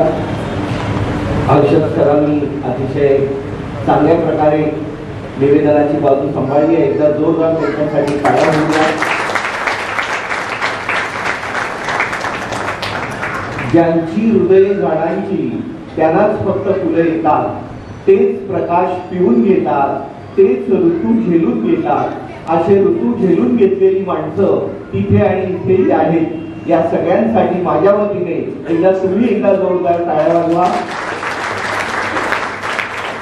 व्यासपीठावरील मान्यवर मुद्दाम पुण्याहून आलेले लेखक, कवी, संगीतकार आमचे डॉक्टर आशुतोष रावडेकर सर, ज्यांच्यामुळे हे पुस्तक करण्याची संधी मिळाली ते महाराष्ट्र टाइम्सचे समीर कर्वे सर. त्याच्यानंतर ज्यांनी त्यांच्याबद्दल मितवा असा शब्द वापरलाय ते भरत सर, उत्सवमूर्ती अनुजाताई, समोर आमचे बर्वे सर बसलेत, आमच्या कर्वे मॅडम आहेत. किती जणांची नावं घ्यावी, सर्वच आपण मान्यवर आहात. आणि मागच्या एका पोस्टमध्ये मला वाटतं जावडेकर सरांनी फार पहिलं वाक्य अतिशय छान लिहिलंय की या कसल्या दृष्टीबाधित व्यक्तींच्या कथा, ही तर जिगरबाज माणसांच्या ईर्षेची कथा.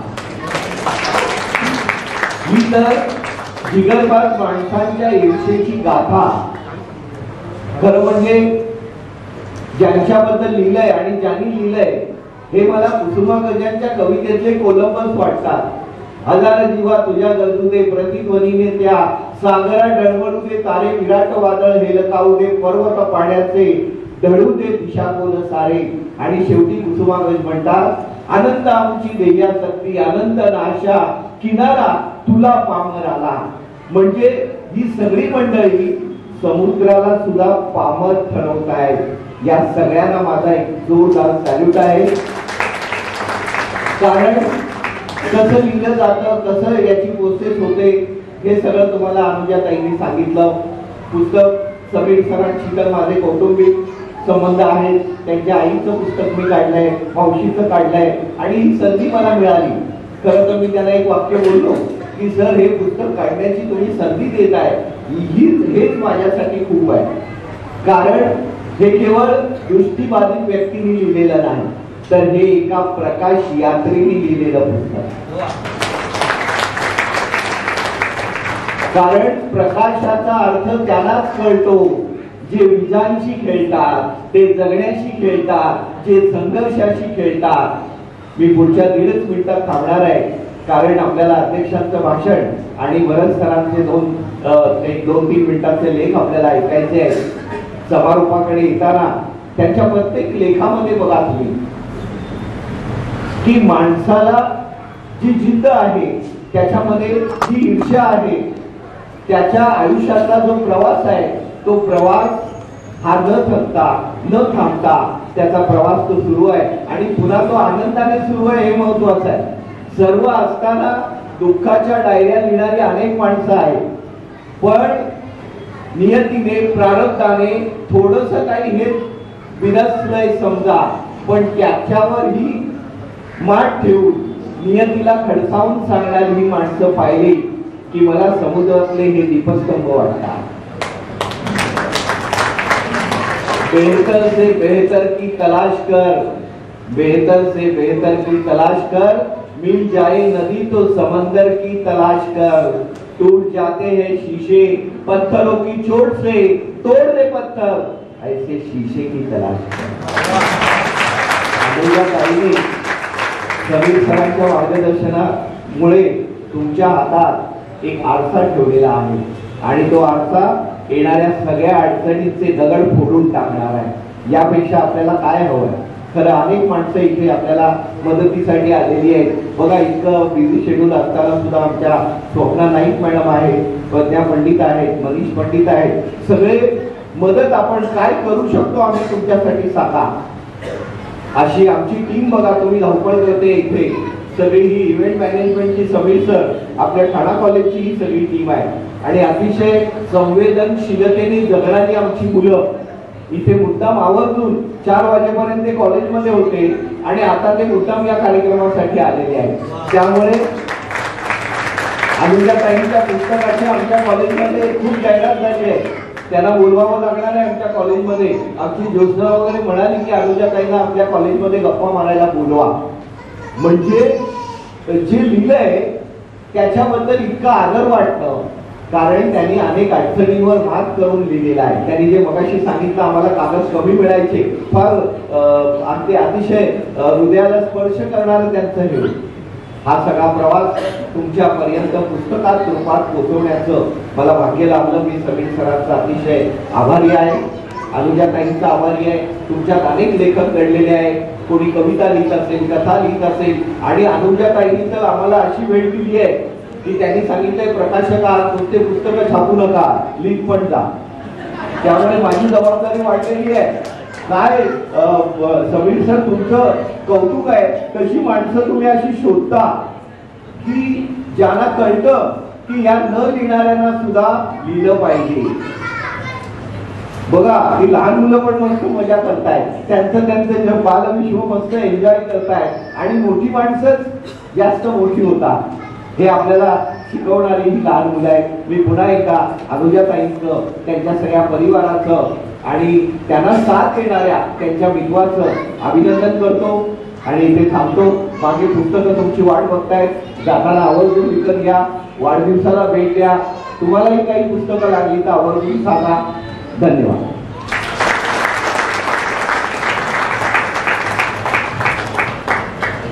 धन्यवाद राणे सर.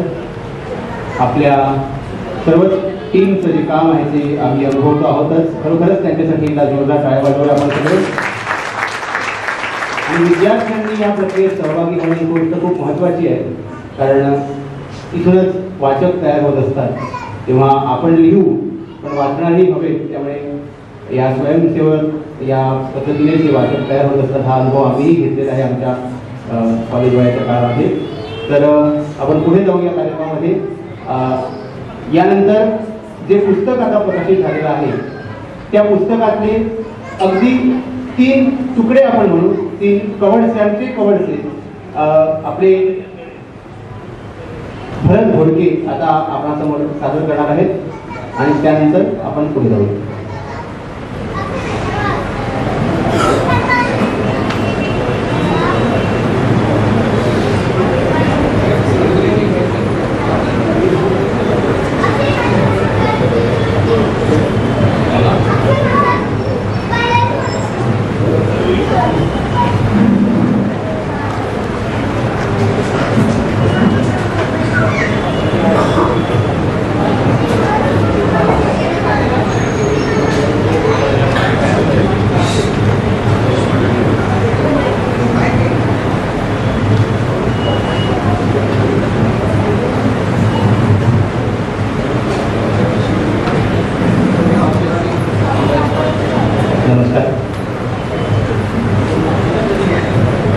संकट येतच अशासाठी की ज्यातून एखादंच व्यक्तिमत्व तावून सुलाखून झळाळून निघतं.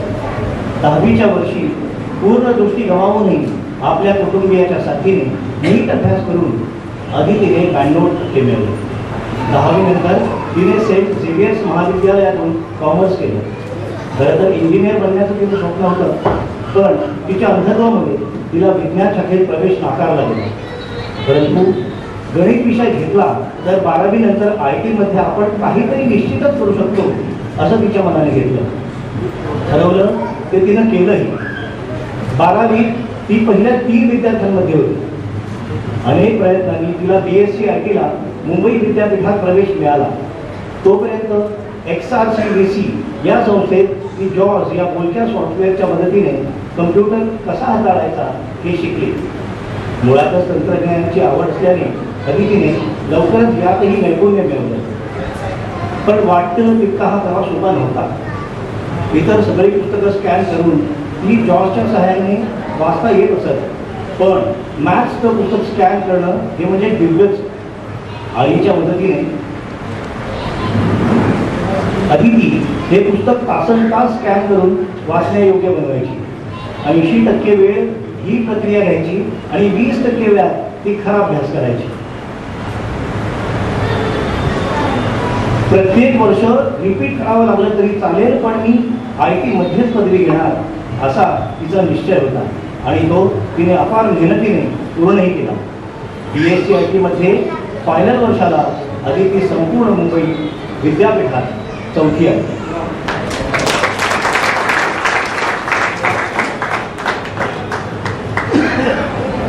गिरायकांनी दिल्या नोटा समजत नाही, मग मी घरूनच नोटा वर्गीकरण करून आले. 10च्या नोटा शर्टच्या खिशात, 20च्या पॅन्टच्या एका खिशात, तर 50च्या दुसऱ्या खिशात अशा सर्व प्रकारच्या वेगवेगळ्या नोटा ठिकठिकाणच्या खिशात ठेवतो. चर्चगेटला पोर्ट भागात कोविड पूर्व काळात टेलिफोन बूथ चालवणारे दादाभाऊ कुठे सांगत होते. ग्राहकांचा फोन करून झाल्यावर किंवा हवं ते सामान घेऊन झाल्यावर दिलेली नोट कितीची आहे हे ते विचारून घ्यायचे.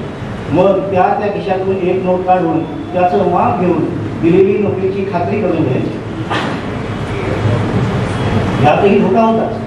जुनी 20 आणि नवी 500ची नोट लांबी रुंदीने अगदी सारखी.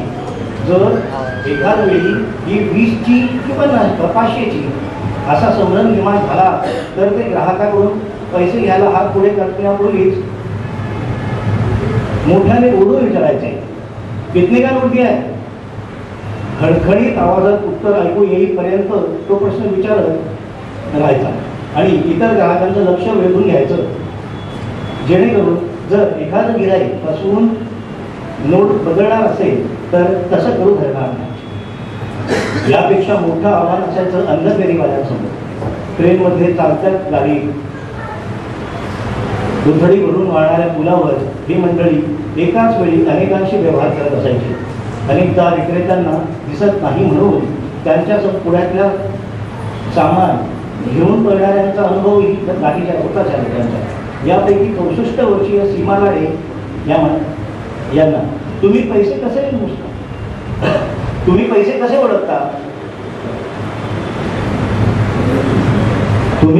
ओळखता? असं विचारलं तर त्या म्हणाल्या, मी बोरिवलीच्या पुलावर खेळणी, पास कवर, ATM कवर अशा वस्तू विकते. पण पैसे घेताना गिराईक बऱ्याचदा फसवणूक करण्याचा अनुभव मला आलाय. जुन्या 100च्या नोटेपेक्षा 200ची नोट लहान असल्याने मी ती 10 रुपयाची समजायचे. 1-2दा मी 10 रुपये देण्याऐवजी 200ची नोट ग्राहकाला दिली सुद्धा. झालेली गडबड संध्याकाळी हिशेब मांडताना माझ्या लक्षात यायची. मग शेजारी भाज्या फळं विकणाऱ्या पोरांची मदत घ्यायला मी सुरुवात केली. सीमाताईंनी लढवलेली शक्कल अगदी नामी होती.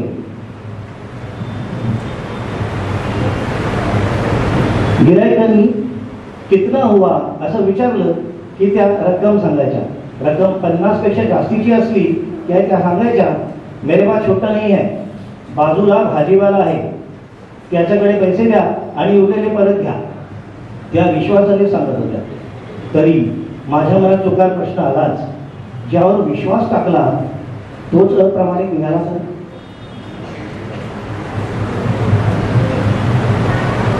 मॅडम, माझ्याकडे अर्धा तास आहे. रुग्णवाहिका घ्यायला येते. कोविड चाचणी पॉझिटिव्ह आली आहे. तुम्ही प्रश्न विचारा, मी माहिती देतो. शिवाय काही लिंक्स पाठवतो, त्यातून तुम्हाला अधिक माहिती मिळेल. मला बसलेला धक्का जबरदस्त होता. माझ्याकडून काही क्षणांची शांतता. सचिन सर म्हणाले, मॅडम टेन्शन घेऊ नका, आपल्याकडे जास्त वेळ नाही. मन घट्ट करून मी प्रश्न विचारत राहिले आणि ते धपापणारा श्वास नियंत्रणात आणण्याचा प्रयत्न करत बोलत राहिले. ही मुलाखत माझ्यासाठी अविस्मरणीय आहे. त्यांच्याशी याच विषयावर नंतर बोलताना कळलं की ते काही दिवस व्हेंटिलेटरवर होते. मी जवळजवळ पार जाऊन परत आलोय बघा मॅडम. सचिन सर असं कसं केलं होतं.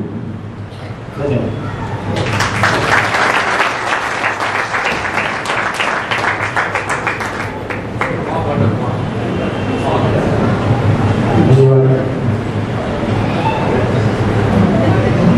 यानंतर आपण ज्यांच्या भाषणाच्या प्रतीक्षेत आहोत ते याच्या समारंभाचे सन्माननीय अध्यक्ष आशुतोष जावडेकर सर आपल्याशी बोलतील. पण त्याआधी डॉक्टर आशुतोष जावडेकर यांचा परिचय आपल्या सर्वांना थोडक्यात करून देण्याची विनंती मी आपली मैत्रीण रुपाली शेलार यांना करतो.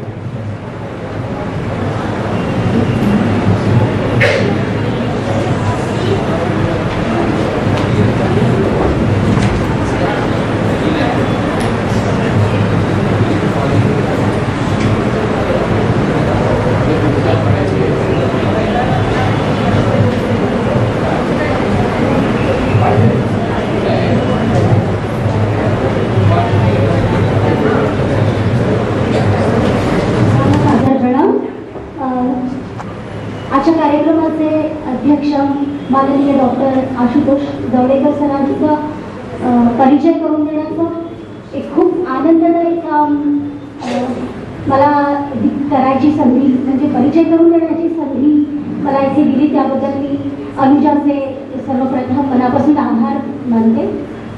आशुतोष जावडेकर सर हे लेखक, कवी, संगीतकार, गायक, व्याख्याते म्हणून सुपरिचित आहेत.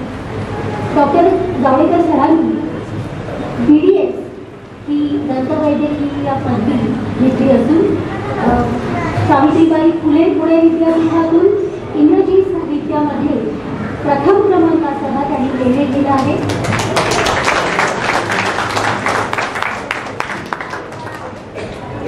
डिस्कोर्स, समीक्षा आणि स्थलांतर वाङ्मय हे त्यांचे प्रधान अभ्यास विषय. त्यावरील त्यांचा इंग्रजी शोधनिबंध प्रसिद्ध झाला आहे. जावडेकर सरांचे विविध विषयावर विपुल लेखन प्रसिद्ध आहे. दैनिक लोकसत्तामध्ये लय पश्चिमा, वाम म्हणताना, दिशी पिशी चाळीशी ही सदरे प्रसिद्ध झाली असून शब्द प्रवासिनींचे हे लेखिकांच्या प्रवास वर्णनांची समीक्षा करणारे सदर मिळून साऱ्या जणी या मासिकातून प्रसिद्ध झालं आहे. त्यांची काही पुस्तके सुद्धा प्रसिद्ध झाली आहेत. त्यामध्ये बदलत्या सिने संगीताचा वेध घेणारं पुस्तक नवे सूर आणि नवे तराळे, पाश्चिमात्य जनसंगीताचा सामाजिक वेध घेणारं पुस्तक लय पश्चिमा, समीक्षा लेखांचा संग्रह वाम म्हणताना, जागतिकीकरणाचा आरंभ आणि तत्कालीन तरुण पिढीवर भाष्य करणारी लोकप्रिय कादंबरी मुळारंभ ही पुस्तकं प्रसिद्ध झाली असून त्यांची इंग्रजी कादंबरी अयान अर्जुन ही प्रकाशनाच्या वाटेवर आहे. यातील नवे सूर आणि नवे तराळे या पुस्तकाला महाराष्ट्र साहित्य परिषदेचा फुलांबिका पुरस्कार 2011 साली मिळाला.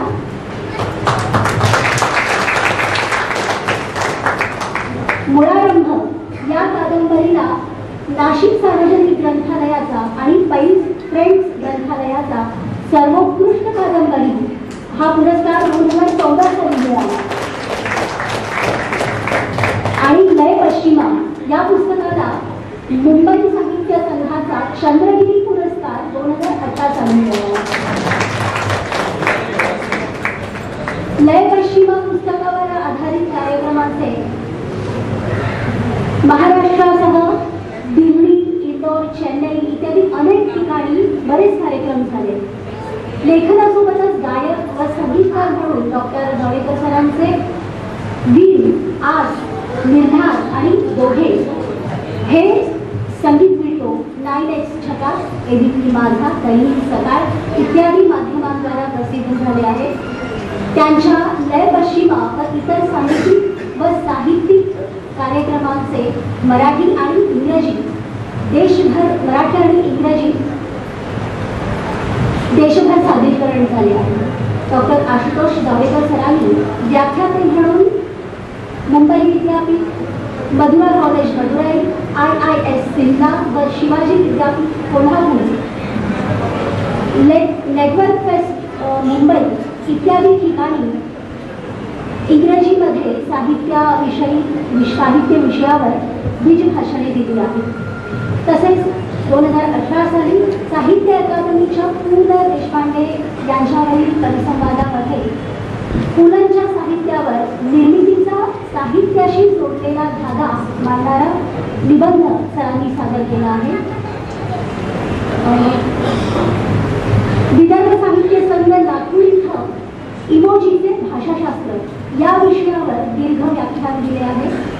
पुणे व इस्लामपूर इथे महाराष्ट्र साहित्य परिषदेतर्फे झालेल्या युवा साहित्य संमेलनाचे अध्यक्षस्थानी डॉक्टर जावडेकर सरांनी भूषवलं आहे. आज या पुस्तक प्रकाशन सोहळ्यासाठी डॉक्टर आशुतोष जावडेकर सरांसारखं बहुआयामी व्यक्तिमत्व आम्हाला लाभलं याचा आम्हाला खूप मनापासून आनंद वाटतो. धन्यवाद.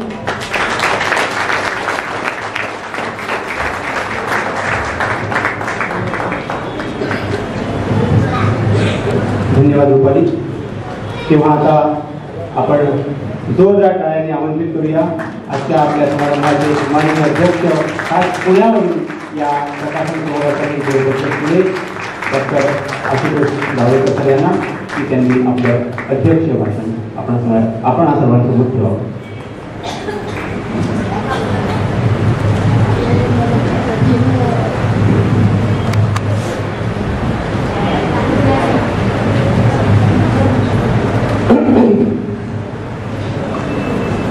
नमस्कार, मी डॉक्टर आशुतोष जावडेकर. इथे मी पुण्यातनं आलोय, मगाशी उल्लेख झाला, तर मला मी इथे नेहमी ठाण्यात आणि मुंबईत आलोय हे मला गुगल वगैरे सांगत नाही, मला प्रेक्षकांच्या टाळ्याच सांगतात. त्या आमच्या इथे पुण्यात अख्खं भाषण झाल्यावर पडल्याच तर क्षीण टाळ्या पडतात आणि इथे तसं तुम्हाला आवडलं तर तुम्ही लगेच दाद देत असता.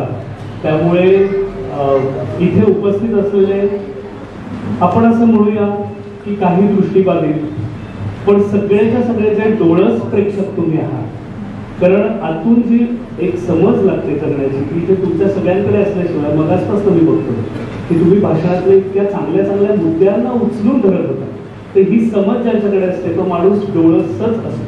त्यामुळे तुम्हा सगळ्यांचं मी स्वागत करतो. मी आज खरं पाहुणा अध्यक्ष या रोलमध्ये आलोच नाही. मला जेव्हा अनुजा मॅडमनी सांगितलं की असं असं पुस्तक येत आहे आणि सर तुम्ही याल का, आणि आता तुम्ही इथे बरेच त्यांच्याकडे परिचित आहात, तेव्हा त्या तसं मिठास बोलून समोरच्याला हवं ते करून घेतात हे माहिती आहे तुम्हाला. त्याच्यामुळे त्यांनी असा खास सूर लावला, सर तुम्हाला पुण्यावरनं म्हणजे पण असं बरोबर आहे ना, तर असं फुल ड्रॅमॅटिक सगळं जे काय अनुजा मॅडम स्किल लावू शकतात. पण मला वाटतं की त्यांना ती गरजच नाहीये, कारण त्यांची लेखणीच इतकी ताकदीची आहे आणि ज्याला मी खूप आधीपासून ओळखतो या लेखनाच्या आधीपासून. तिथे मी येतोय पण सगळ्यात सुरुवातीला एकदा फॉर्मली इथे जे सगळे व्यासपीठावर आहेत त्या सगळ्यांना अभिवादन करतो. तुम्ही इथे जे सगळे काय आता बहुतेक माझ्या भाषणानंतर मित्र बनाल त्या माझ्या प्रॉस्पेक्टिव्ह मित्रमैत्रिणींना मी आधी त्यांचंही स्वागत करतो, अभिवादन करतो. आज भरत सरांनी आता इथे अभिवादन करून दाखवलं, तर मगाशी जेव्हा सगळं हे चाललं होतं तेव्हा आपण ऐकलं की किती पद्धतीने एखादा जो जोडीदार असतो तो साथ देऊ शकतो, की दुसरं बाळंतपण आहे आणि त्याच्यात नवरा जेव्हा असं म्हणतो की तू लेख मी बायकोला जेव्हा म्हणतो की बाळ बाकीचा आम्ही 10 गोष्टी सांभाळू, पण ही गोष्ट गेली तर आयुष्यात कधीतरी रिग्रेट येऊ शकते, तर ही फार मोठी गोष्ट असते. त्यामुळे सगळ्यात पहिल्यांदा मला वाटतं मी भरत सरांना उद्देशून आज या दोघांमध्ये नवरा बायकोला उद्देशून एक आधी गाणं छोटंसं संस्कृत श्लोक म्हणणार आहे. आणि जो श्लोक काय इथे म्हणणार आहे तर एक मल्याळम जर तुम्ही इथे कोणी असाल किंवा जर बघत असाल चित्रपटसृष्टी किंवा ऐकत असाल त्यातली गाणी, तर तुम्हाला माहिती असेल की वायकोम विजयलक्ष्मी नावाची गायिका आहे आणि दृष्टीबाधित आणि ती अप्रतिम गाते. आता इथे मी स्वतः जो काय माझा तुटपुंजा संगीताचा अनुभव आहे त्यावरनं तुम्हाला खात्रीने सांगू शकतो की किती गाणं अवघड असतं मुळातही रेकॉर्डिंग स्टुडिओ देखील किंवा लाईव्ह. आणि आजकाल कोणाला लक्षातच राहत नाही, म्हणजे लाईव्ह मध्ये तर मागे गाणं चालू ठेवतात आणि अनेकदा प्रॉपर गायकाच्या याच्यात असतो, कारण स्मरणशक्तीचा अभाव हा होत चालला. आणि रेकॉर्डिंग स्टुडिओ समोर स्क्रीनवर असतंच आणि तरी 10 वेळा लोक चुका करत असतात शब्दांच्या, म्हणजे संगीतात तयार असतात पण शब्दांच्या चुका करतात. अशा वेळी ही जी दृष्टीबाधित गायिका आहे ही मी मुद्दाम हे आता माझा आज आवाज बसलाय जसं समीर सरांचा बसलाय तसं खरंच बसलाय सरकट पण तरी गाणार आहे. आणि कारण ते असं आहे की एका कपलवरचं जोडीदारांवरचं, त्यामुळे इथे जे जे जोडीदार आहेत त्या सगळ्यांना उद्देशून आपण एक प्रार्थनेसारखं मी आधी म्हणतो. उभय कुशल चिरजीवन आणि संस्कृत शब्दांचा अर्थ आपल्याला सहज कळतो. उभय कुशल चिरजीवन प्रसूत भरित मंजुलतर शृंगारे संचारे. उभय कुशल चिरजीवन प्रसूत भरित मंजुलतर शृंगारे संचारे. अधर रुचित मधुरित भग सुधन कनक प्रशम निरत बांधवे मांगल्ये. मम तमसति सर्वगदशत मुगमन सुत सुमनलैव सुसुत सहित धामं विरहरहित धामं. आनंद भोगं आजीव कालं पाशानुबन्धं कालानुकालं दैवानुकूलं काम्या च सिद्धिं कामये.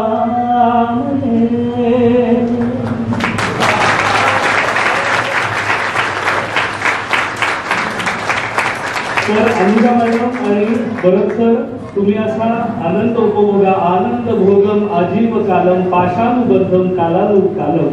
आणि या तुमचा हा पाश बांधणारा हे जे शब्द आहेत जे अनुजा मॅडमच्या लेखणीतून उतरत आहे तेही तुम्हाला असेच बंधन त्याचंही एक तुमच्या आयुष्यात कायम असू दे अशी मी मनापासून प्रार्थना करतो आणि तुम्हाला दोघांना पहिलं अभिवादन करतो. समीर सर आज एक विशेष आहे. आज मी इथे जवळजवळ सगळ्यांना भेटतो त्यांना मी कधी प्रत्यक्ष भेटलो नाहीये, पण आम्हाला असं वाटतच नाही की आम्हाला माहीत नाही. हा तंत्रज्ञानाचा फार मोठा परिणाम आहे, समाज माध्यमांचा परिणाम आहे. समीर सरांचे डिफेन्सवरचे लेख मी वाचून मला असं वाटलं होतं की 6 पॅक वाला जबरदस्त बायसेप वाला माणूस असेल आणि ते फिट आहेच आहे त्याविषयी मला प्रश्न नाहीये, पण ते इतके सौम्य आणि सुकोमल असतील आणि या पद्धतीची सेन्सिटिव्हिटी असलेला एखादा संपादक समाजात असणं ही दुर्मिळ घटना आहे, एवढं मी बऱ्यापैकी अनुभव असलेला लेखक या नात्याने सांगतो. त्याचं मूळ कारणच असं आहे की केवळ दृष्टीबाधित असते कुठल्याही पद्धतीचं जे काही न्यून कधीतरी असतं शरीरात असेल नाही तर मनात असेल त्याविषयी आपल्या भारतीय समाजाची आणि त्यामुळे मीडियाची देखील बघण्याची दृष्टी ना एक ठरलेली करत. एक तर अपार कणव ज्यात दाखवण्याचा भाग जास्त असतो म्हणजे किंवा आणि मग त्याला अनुषंगाने आलेले भोचक प्रश्न म्हणजे इथे जे जे दृष्टीबाधित मित्रमैत्रिणी मला समोर माझे जे पर्स्पेक्टिव्ह आहेत त्यांना माहिती असणार की अनावश्यक सहानुभूती आणि भोचक प्रश्न हे आपले खास भारतीय वैशिष्ट्य आहे. आणि नंतर दुसरीकडे टोटल इंडिफरन्स म्हणजे दखलच घ्यायची नाही की रेल्वे स्टेशनवर एखादी समजा दृष्टीबाधित व्यक्ती चालते तर जसं अनुजा त्यांनी पुस्तकात दिले की मार्किंगवर चालते तर आपलं सामान निकांतित नाही त्या व्यक्तीला चालू दे ही इथे इनसेन्सिटिव्ह. आम्ही इथे तुम्हाला काय करायचं ते करा, तुम्ही खड्ड्यात पडायला म्हणजे दुसरीकडे अगदी डोळ्यातनं पाणी एखादं सिरियल मध्ये कुठलं तरी दृष्टीबाधित पात्र असताना तुम्ही आणणार आणि प्रत्यक्ष वर्तन असं असणार. समाज असतो तशीच अनेकदा मीडिया असतो. त्यामुळे आपल्या मीडियामध्ये देखील दिव्यांगांविषयी बघण्याची दृष्टी अशीच आहे हीच पार या उस पार. त्याच्यामधलं समीर सरांचं हे वेगळेपण मला मुद्दाम अधोरेखित करते की एखाद्या लेखकाकडनं लेखिकेकडनं लेख काढून घेणं हे सगळे अवघड काम आहे.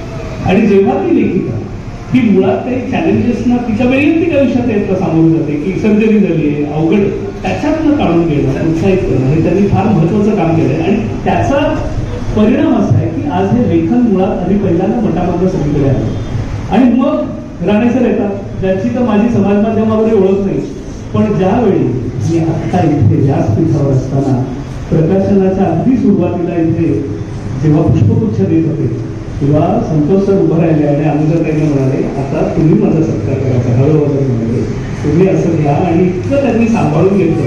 तर अहो हे मला इतकं म्हणजे भरून आलं. प्रकाशन आणि लेखक भांडण करतात सर, तुम्ही म्हणजे अगदी चुकीचं बघताय. तुम्ही प्रकाशक आणि लेखक या नात्याला असा तडा देऊ नका.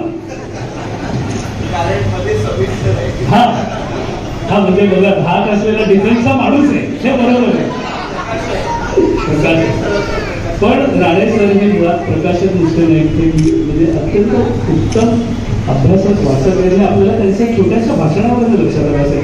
ज्या माणसाला कुसुमाग्रजांचा ओळी तोंडपाठ असतात ना, तो माझ्या गोत्रात इतकी चांगली गोष्ट आहे. त्यामुळे आज इथे फार चांगलं आहे. आज अतिशय चांगलं निवेदन जाधवजी करतात आणि त्यांचं या पुस्तकात मी तुमचं वाचलंय. तुम्ही मुलगा का मुलगी विसरतो, पण मराठी अल्फाबेट मराठी मुळाक्षरं त्यांनी इंग्रजी माध्यमात असलेल्या मुलाला त्यांनी शिकवले. खूप तऱ्हेने प्रयत्न केले. त्यामुळे काही अशी माणसं आहेत ना, तोवर काही मराठी वगैरे मरणार नाही. हे आधी मला पहिलं एक सांगू दे, नाहीतर खूप वेळा गळे काढले. आता सगळ्यांना अभिवादन करून आल्यावर आणि सगळं श्लोक म्हणून झाल्यावर जरा पुस्तकात गेलो. त्या पुस्तकाचं बहिरंग मला वर्णन करून तुम्हाला सांगू दे. एक तर त्याचं शीर्षक पहिलं फार उत्तम आहे, कवडसे, आणि त्यात एक पद्धतीचा न्याय देखील आहे असं मी म्हणतो. म्हणजे कन्सेप्ट ऑफ फेअरनेस असते.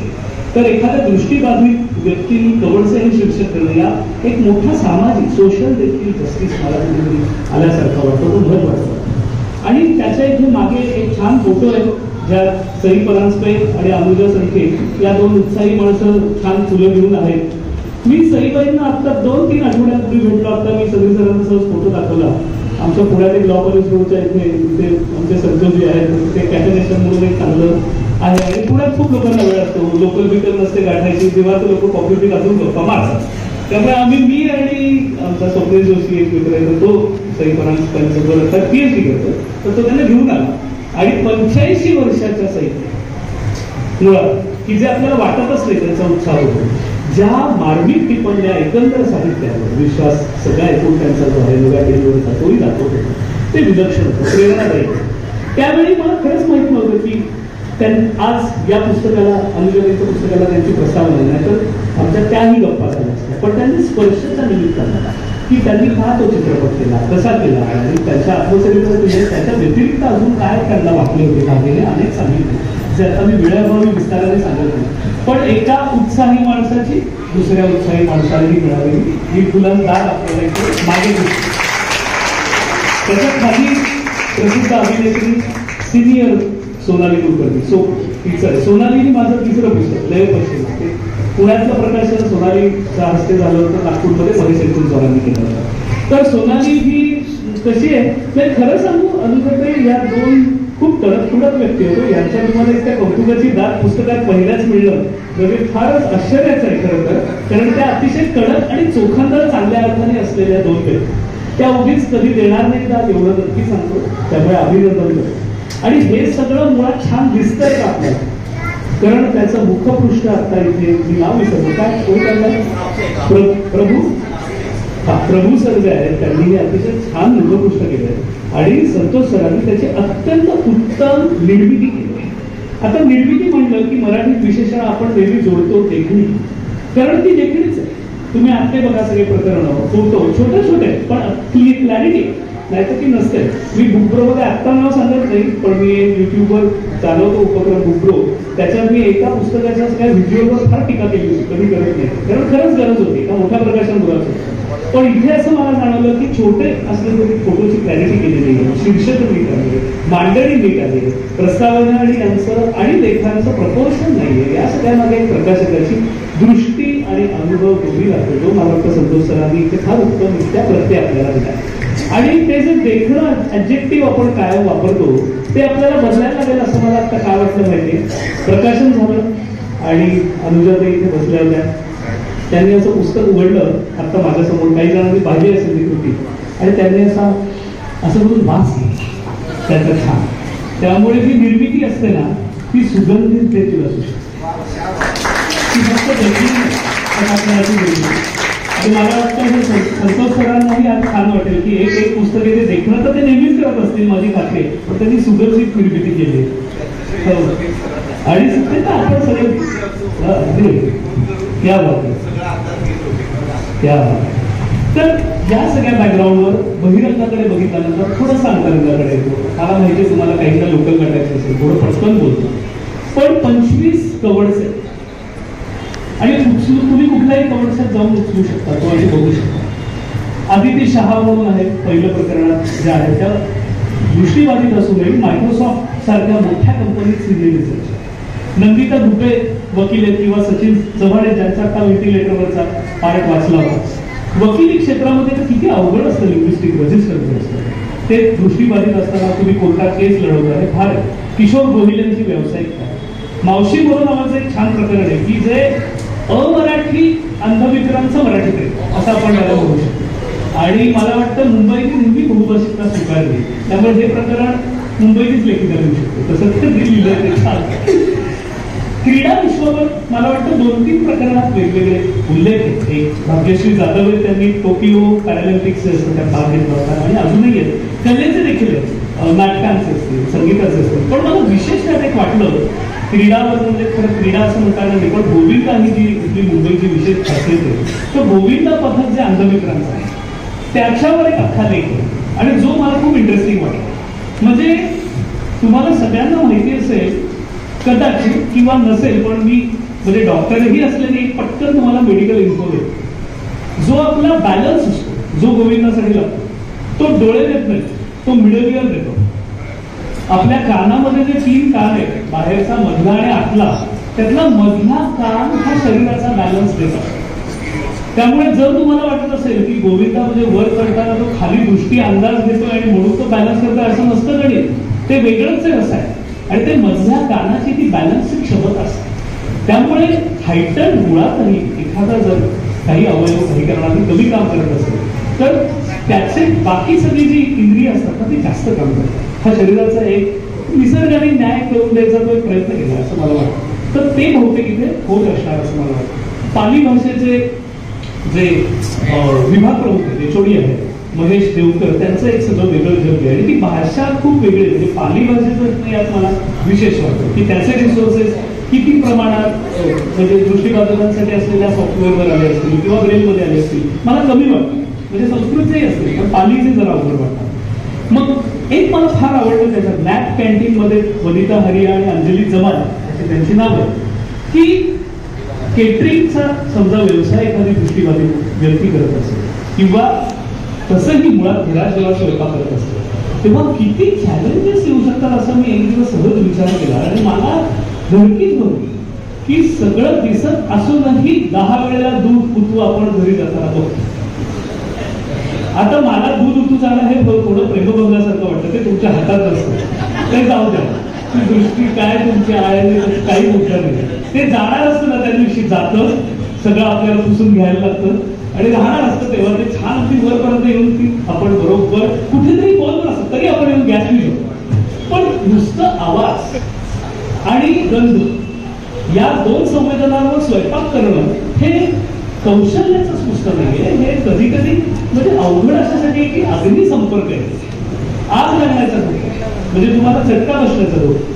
मला ते विशेष वाटले प्रकरण. इथे प्रकाश पंडागळे सरांनी मगाशी फार छान ते बोलले आणि आता समोर प्रकाश सर तुम्ही बसलाय, तुम्हाला मला इथे बघून फार आनंद वाटला कारण मी तुमचं प्रकरण आधी वाचलं असल्यामुळे आपली ओळख आधी झालीच होती.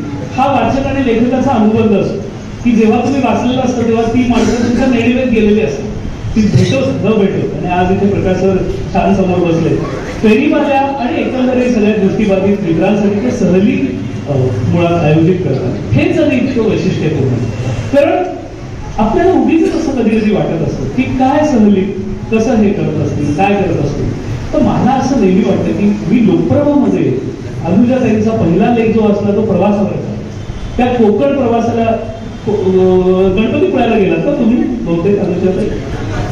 हा आज काय तिथे त्या गेल्या आणि रेल्वे या पुस्तकातही त्याचा एक छोटा त्यांनी उल्लेख सहज जाता जाता केलाय की त्यावेळी इतकी सॉफ्टवेअर नव्हती किंवा इतकी ऍप विकसित नव्हती आणि किती वेळा लोकांना विचारणार की कुठलं स्टेशन आलं आणि कुठे खाली उतरायचं, तर त्यातलं गुगलला विचारायचा की गुगल मी कुठे आले, कुठे आहे मी. मग गुगल त्या निर्जीव आणि निर्बुद्ध आवाजात ती बाई बोलते तसं बोलत असणार, पण तरी ती आपली तंत्रज्ञानाची मैत्रीण आहे असं असल्यामुळे त्यांना ती मदत होत असते. तर हा जो प्रवास प्रकाशन घडवून आणतात हे फार वैशिष्ट्यपूर्ण, कारण मला असं वाटतं की दैहिक क्षमता हा एक भाग झाला, मन हे त्याच्या कितीतरी पलीकडे कितीतरी वाव खोल आणि कितीतरी योजनेवर उंचावलेला असतो आणि त्याला कोणी निर्बंध घालू शकत नाही. मग तुम्ही दृष्टीबाधित असाल, तुम्हाला अन्य काही प्रॉब्लेम असो किंवा मुळातही असं आपण जे समजतो ना की सगळी इंद्रिय शाबूत आहेत म्हणून हा माणूस सुबद्ध आहे, असं काही नसतं, अनेकदा नसतं. कारण इंद्रिय नुसती असून भागत नाही, त्याचा वापर करायला लागतो. आणि अनेकदा आज मला जे सगळ्यात मोठं समाजापुढचं आव्हान दिसतं की गेमिंग असेल किंवा समाज माध्यमांचा एक्सेस वापर असेल, जी आहेत इंद्रिय त्याचाही माणसं वापर करत नाहीयेत. एका निर्बुद्ध नशेत हरवली जाणारी पिढी आपल्या पुढे जन्माला येते आणि आपल्याला वेळेत त्याला ऍड्रेस करायला लागेल. आणि ते ऍड्रेस करताना कवडसे सारखं पुस्तक फार मुलाची साथ देऊ शकतं. एखाद्या तरुण मुलांनी वाचलं,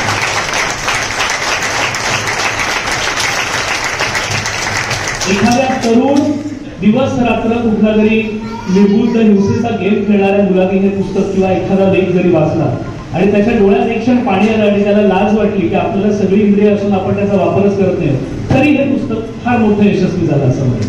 बोचणी लावा, चांगलं साहित्य बोचणी लावा आणि हे चांगलं साहित्य त्या अर्थाने आहे. एक मला पटकन सांगायचंय की या निमित्ताने आपण सामाजिक याच्यात बोलतोय, प्रकरणी आहे ऍक्सेसिबिलिटी ऑफ पब्लिक स्पेसेस. एक मोठं मुळात शहर नियोजन आहे.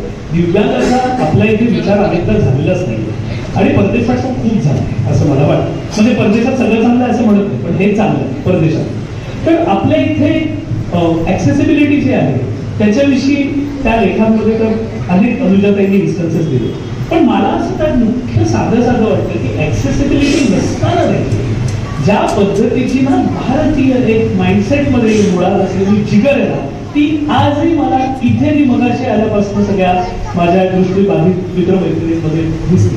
म्हणजे मी खाली आलो आणि मला माहित नव्हतं कितव्या मजल्यावर काय आहे, पण काही जण लिफ्टसाठी थांबले होते आणि मी त्याच्यानंतर बघितलं की अरे जे दृष्टीबाधित मित्रमैत्रिणी येत आहेत ते काही लिफ्टकडे थांबत नाहीत, काही नाही, ते टकाटक चालतायत, त्यांना काही लागत नाही गरज.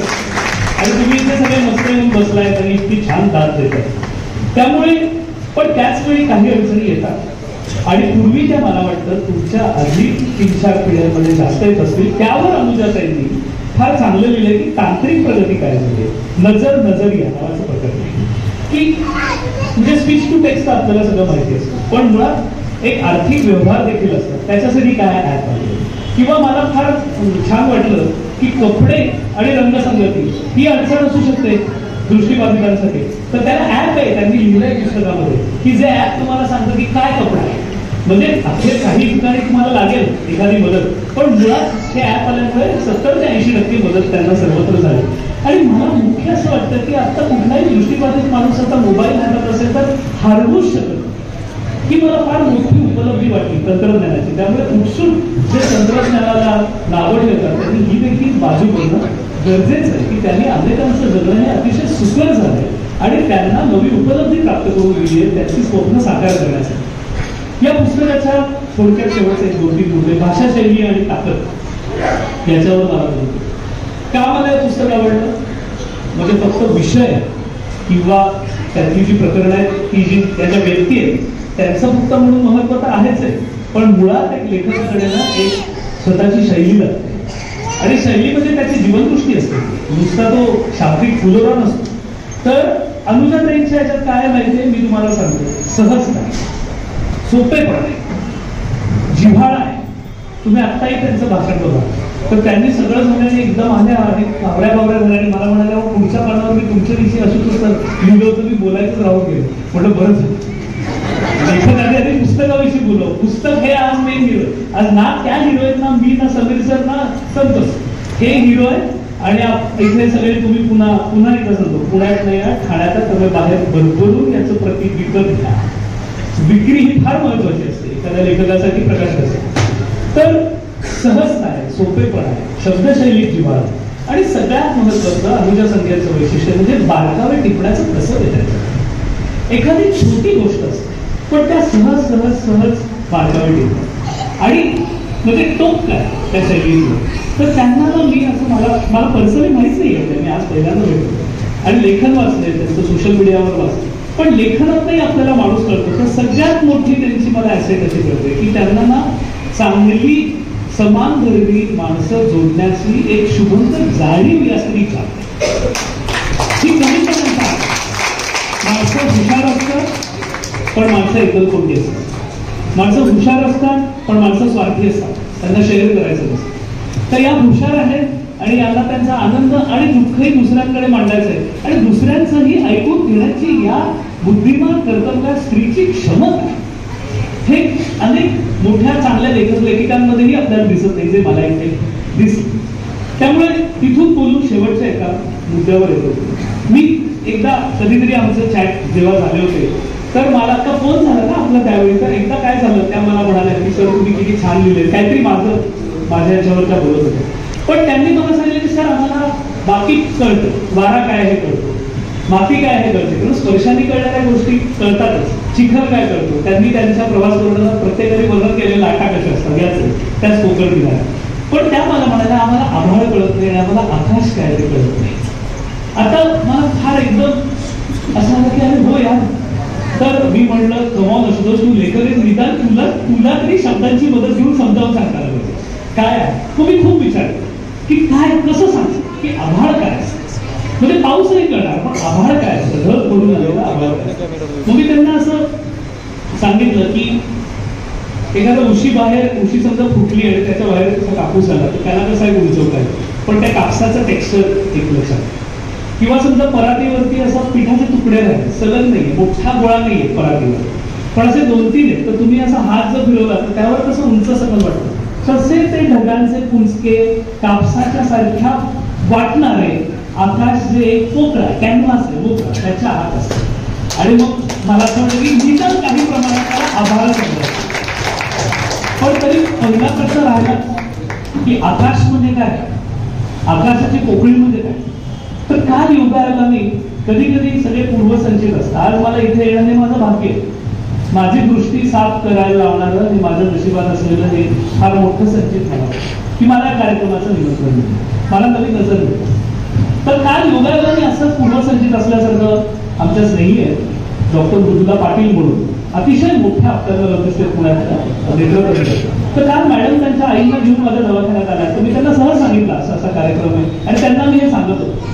तर अनुजा मॅडम तुमच्यासाठी मला आज मॅडमनी सुट्टी असूनही मुद्दाम एक व्हॉट्सअप मेसेज केला जे 4 ओळी वाचतो. तर त्यांनी सांगितलं की सर त्या मॅडमना एक सांगाल का की तुम्ही आकाशाबद्दल डीप थिंकिंग करा सतत, म्हणजे स्वप्नात त्यांना आकाश दिसू शकेल. आणि जर त्यांना मेडिटेशनची किंवा ध्यानाची माहिती असेल तर ध्यानाच्या सखोल अवस्थेत गगन दर्शन नीलवर्णी घडू शकतं, हे साक्षात ज्ञानेश्वर महाराजांनी लिहून ठेवलं आणि त्याचे त्यांनी मला ओवी पाठवले. तर मला ते वाचल्यावर विलक्षण वाटलं आणि मला खरं जाणवलं की खुद्द आपले ज्ञानेश्वर, तुम्ही जर त्यांचं जॉग्राफिकल एरिया पाहिला तर तो पैठणपासून म्हणजे सगळा समुद्र कुठेही नसलेला, खाडी देखील ठाण्याची तशाही कुठेही ज्ञानेश्वर फिरले आणि तुम्ही अख्खी ज्ञानेश्वरी वाचा, तुम्हाला समुद्राची काय प्रत्येक आणि वर्णन दिसते. ज्या काळात टीव्ही नव्हते, ज्या काळात गुगल नव्हतं, ज्या काळात युट्यूब नव्हतं, त्या काळात या प्रज्ञावान माणसाने समुद्र नुसता बघितला नाही, उपभोगला असं आपण म्हणू शकतो, अनुभवला आणि द्रष्टेपणाने आणला. त्यामुळे हे त्या पातळीला जाताना एक मला एकदम गाणं आठवत आहे की रेहमानचं गाणं आहे ते पिया मिले, समुद्र आपल्या सगळ्यांमध्ये आहे. अंतरचक्षुनी प्राप्त होणारी एक सम्यक दृष्टी असते, त्याच्या बाहेरच्या नजरेशी काही संबंध नसतो. ती अंतरचक्षुनी प्राप्त होणारी जी सम्यक नजर आहे, ती दृष्टी आहे, ती आपल्या सगळ्यांचं जगणं बदलवू शकते.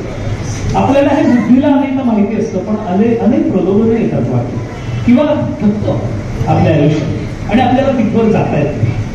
पण त्या रस्त्यावर चालण्याचं बळ इथे उपस्थित असलेले जे सगळेच्या सगळे ही माझी डोळस मित्रमैत्रिणी त्यांना आणि आम्हालाही लाभो ही प्रार्थना आता फक्त माझ्या मनात होते. एवढं बोलतो आणि धन्यवाद.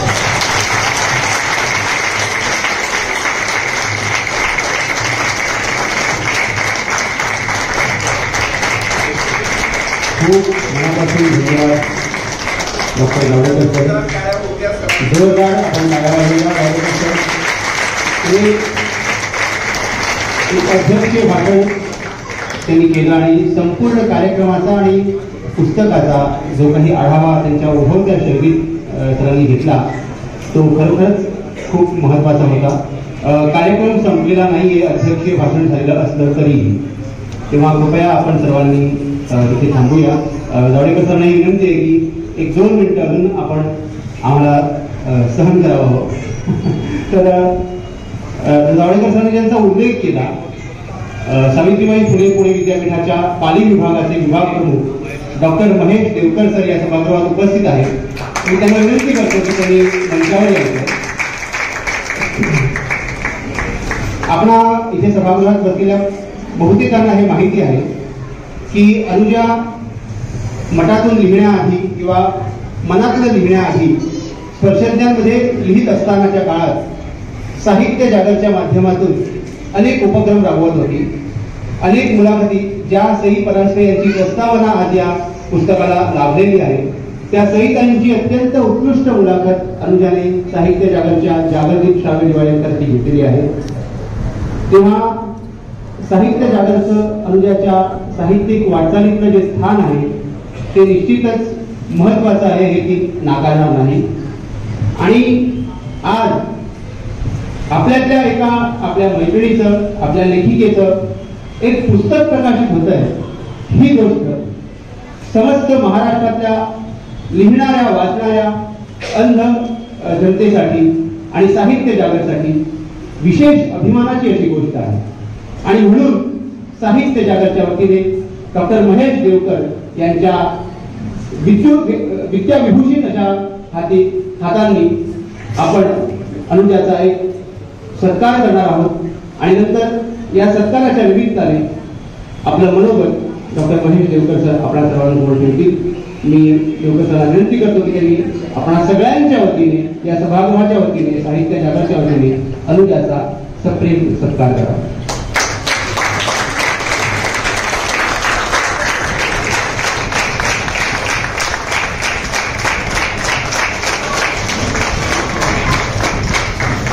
डॉक्टर महेश देवकर सरांना अध्यक्षीय भाषणानंतर भाषण होऊ नये असा संकेत आहे, पण तरीही माझी विनंती आहे डॉक्टर महेश देवकर सरांनी 2 शब्द आपल्याशी बोलावे.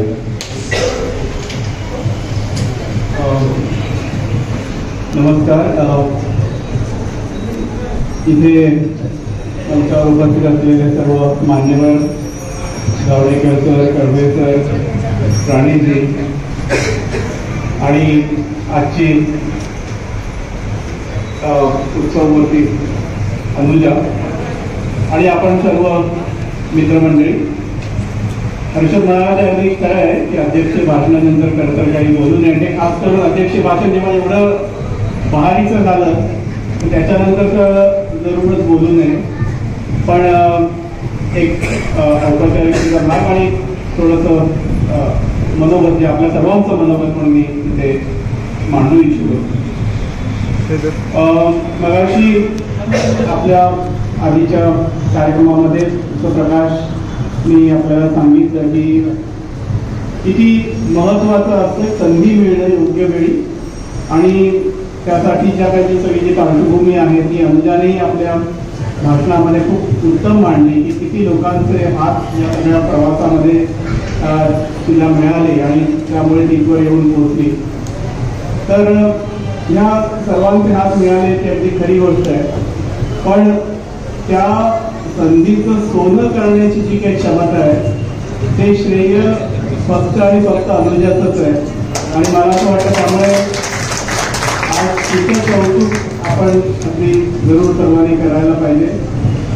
अनुभव आपल्या सगळ्यांनाच येत असतात आणि जसं अनुजाने मला सांगितलं याचे अनेक अनुभव तिच्यासोबत इतर आपल्या दृष्टीवर आहेत, तिच्या सगळ्या स्त्रिया आहेत त्यांनाही आलेले आहेत किंवा जे डोळस व्यक्ती त्यांनाही ते येत असतात.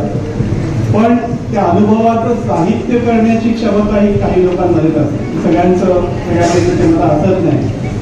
कारण की जेव्हा तुम्ही साहित्य निर्मिती करत असता त्यावेळी त्या अनुभवात तर एक वेगळ्या दृष्टीने त्याच्याकडे बघणं आणि तो अनुभव एका वेगळ्या भाषेमध्ये लोकांपर्यंत पोहोचवणं ही जी काही प्रक्रिया आहे त्याच्यासाठी प्रतिभेचं देणं आवश्यक असतं आणि त्यासाठी आवश्यक असणारी एक जी भूमी आहे, एक जी जमीन आहे ती थोडीशी नांगरायची आवश्यकता असते. आणि मला असं वाटतं की या बाबतीमध्ये मगाशी अनुजाने आपल्या प्रवासामध्ये हर्षदचा आणि प्रकाशचा अगदी आवर्जून उल्लेख केला. तर मला वाटतं साहित्य जागर सारखा जो एक उपक्रम हर्षद आणि प्रकाश आणि त्यांचं सगळं सहकार्य गेली काही वर्ष अगदी सातत्याने आणि एका मोठ्या शिस्तीने चालवत आहात. त्यातून मला असं वाटतं की एक वेगळं जग निर्माण झालेलं आहे आणि एक साहित्याचा जो अनुभव लागतो, कारण की चांगल्या लेखकाला चांगलं वाचण्याची आवश्यकता असते आणि ते वाचन जे आहे ते या निमित्ताने साहित्य जागरणे सर्वांसाठी उपलब्ध करून दिलं. आणि त्यातनं केवळ अनुजासारखे लेखकच घडले असं नाही, तर मगाशी आपण सर्व मान्यवरांनी उल्लेख केला की योग्य वेळी दाद मिळणं आणि हे सगळं कौतुक करणारे आमचे इथे मित्रमंडळी जमलेले आहेत. तर ती जाण जी आहे साहित्याविषयीची ती निर्माण करण्याचं मोठं कार्य साहित्य जागरणे केलं असं जरूर म्हणावं वाटेल. आणि त्यासाठी सगळं जे श्रेय आहे ते हर्षद आणि प्रकाश आणि त्यांची संपूर्ण टीम, त्याच्यामध्ये स्वतः अनुजाई आहे, भरत आहे आणि सर्व मंडळी आहेत, तर त्यांचं ते खूप मोठं श्रेय आहे. तर या निमित्ताने आज साहित्य जागरच्या प्रतिनिधी म्हणून एक वाचक प्रतिनिधी म्हणून मला अनुजाचा सत्कार करण्याची संधी मिळाली. त्याबद्दल मी खरोखरच साहित्य जगाचे आमच्या सर्व मित्रमंडळींचे मनपूर्वक आभार मानतो. अनुजाचं श्रेय आज अनुजाचं श्रेय आहे, कारण की तिने ज्या पद्धतीने सर्व विश्व उभं केलेलं आहे आणि ज्या सुंदर भाषेमध्ये सोप्या सहज शैलीमध्ये तिने ते मांडलेलं आहे. कारण की बरेच वेळा असं असतं कविता एक वेळा लिहिणं सोपं असतं, पण चांगलं गद्य, कसदार गद्य लिहिणं हे खूप मोठं चॅलेंजिंग गोष्ट आहे आणि मला वाटतं ते तिने जरूर केलेलं आहे. तर त्यासाठी अनुजाचे खूप मनपूर्वक तिचं अभिनंदन. आणि या पुढच्या काळामध्ये तिच्याकडनं अधिकाधिक सुंदर काहीतरी निर्माण व्हावं, साहित्य निर्मिती व्हावी आणि आम्हाला तिच्या पुस्तकांच्या प्रकाशनाला पुन्हा पुन्हा येण्याची संधी मिळावी आणि वेगवेगळे विषय त्यासाठी हाताळावे. तिचे पुढचे जे काही प्रकल्प असतील, मनामध्ये ज्या काही योजना असतील, त्या सर्वांसाठी मी आपल्या सर्वांच्या वतीने मनपूर्वक सदिच्छा आणि शुभेच्छा व्यक्त करतो आणि ते थांबतो. धन्यवाद.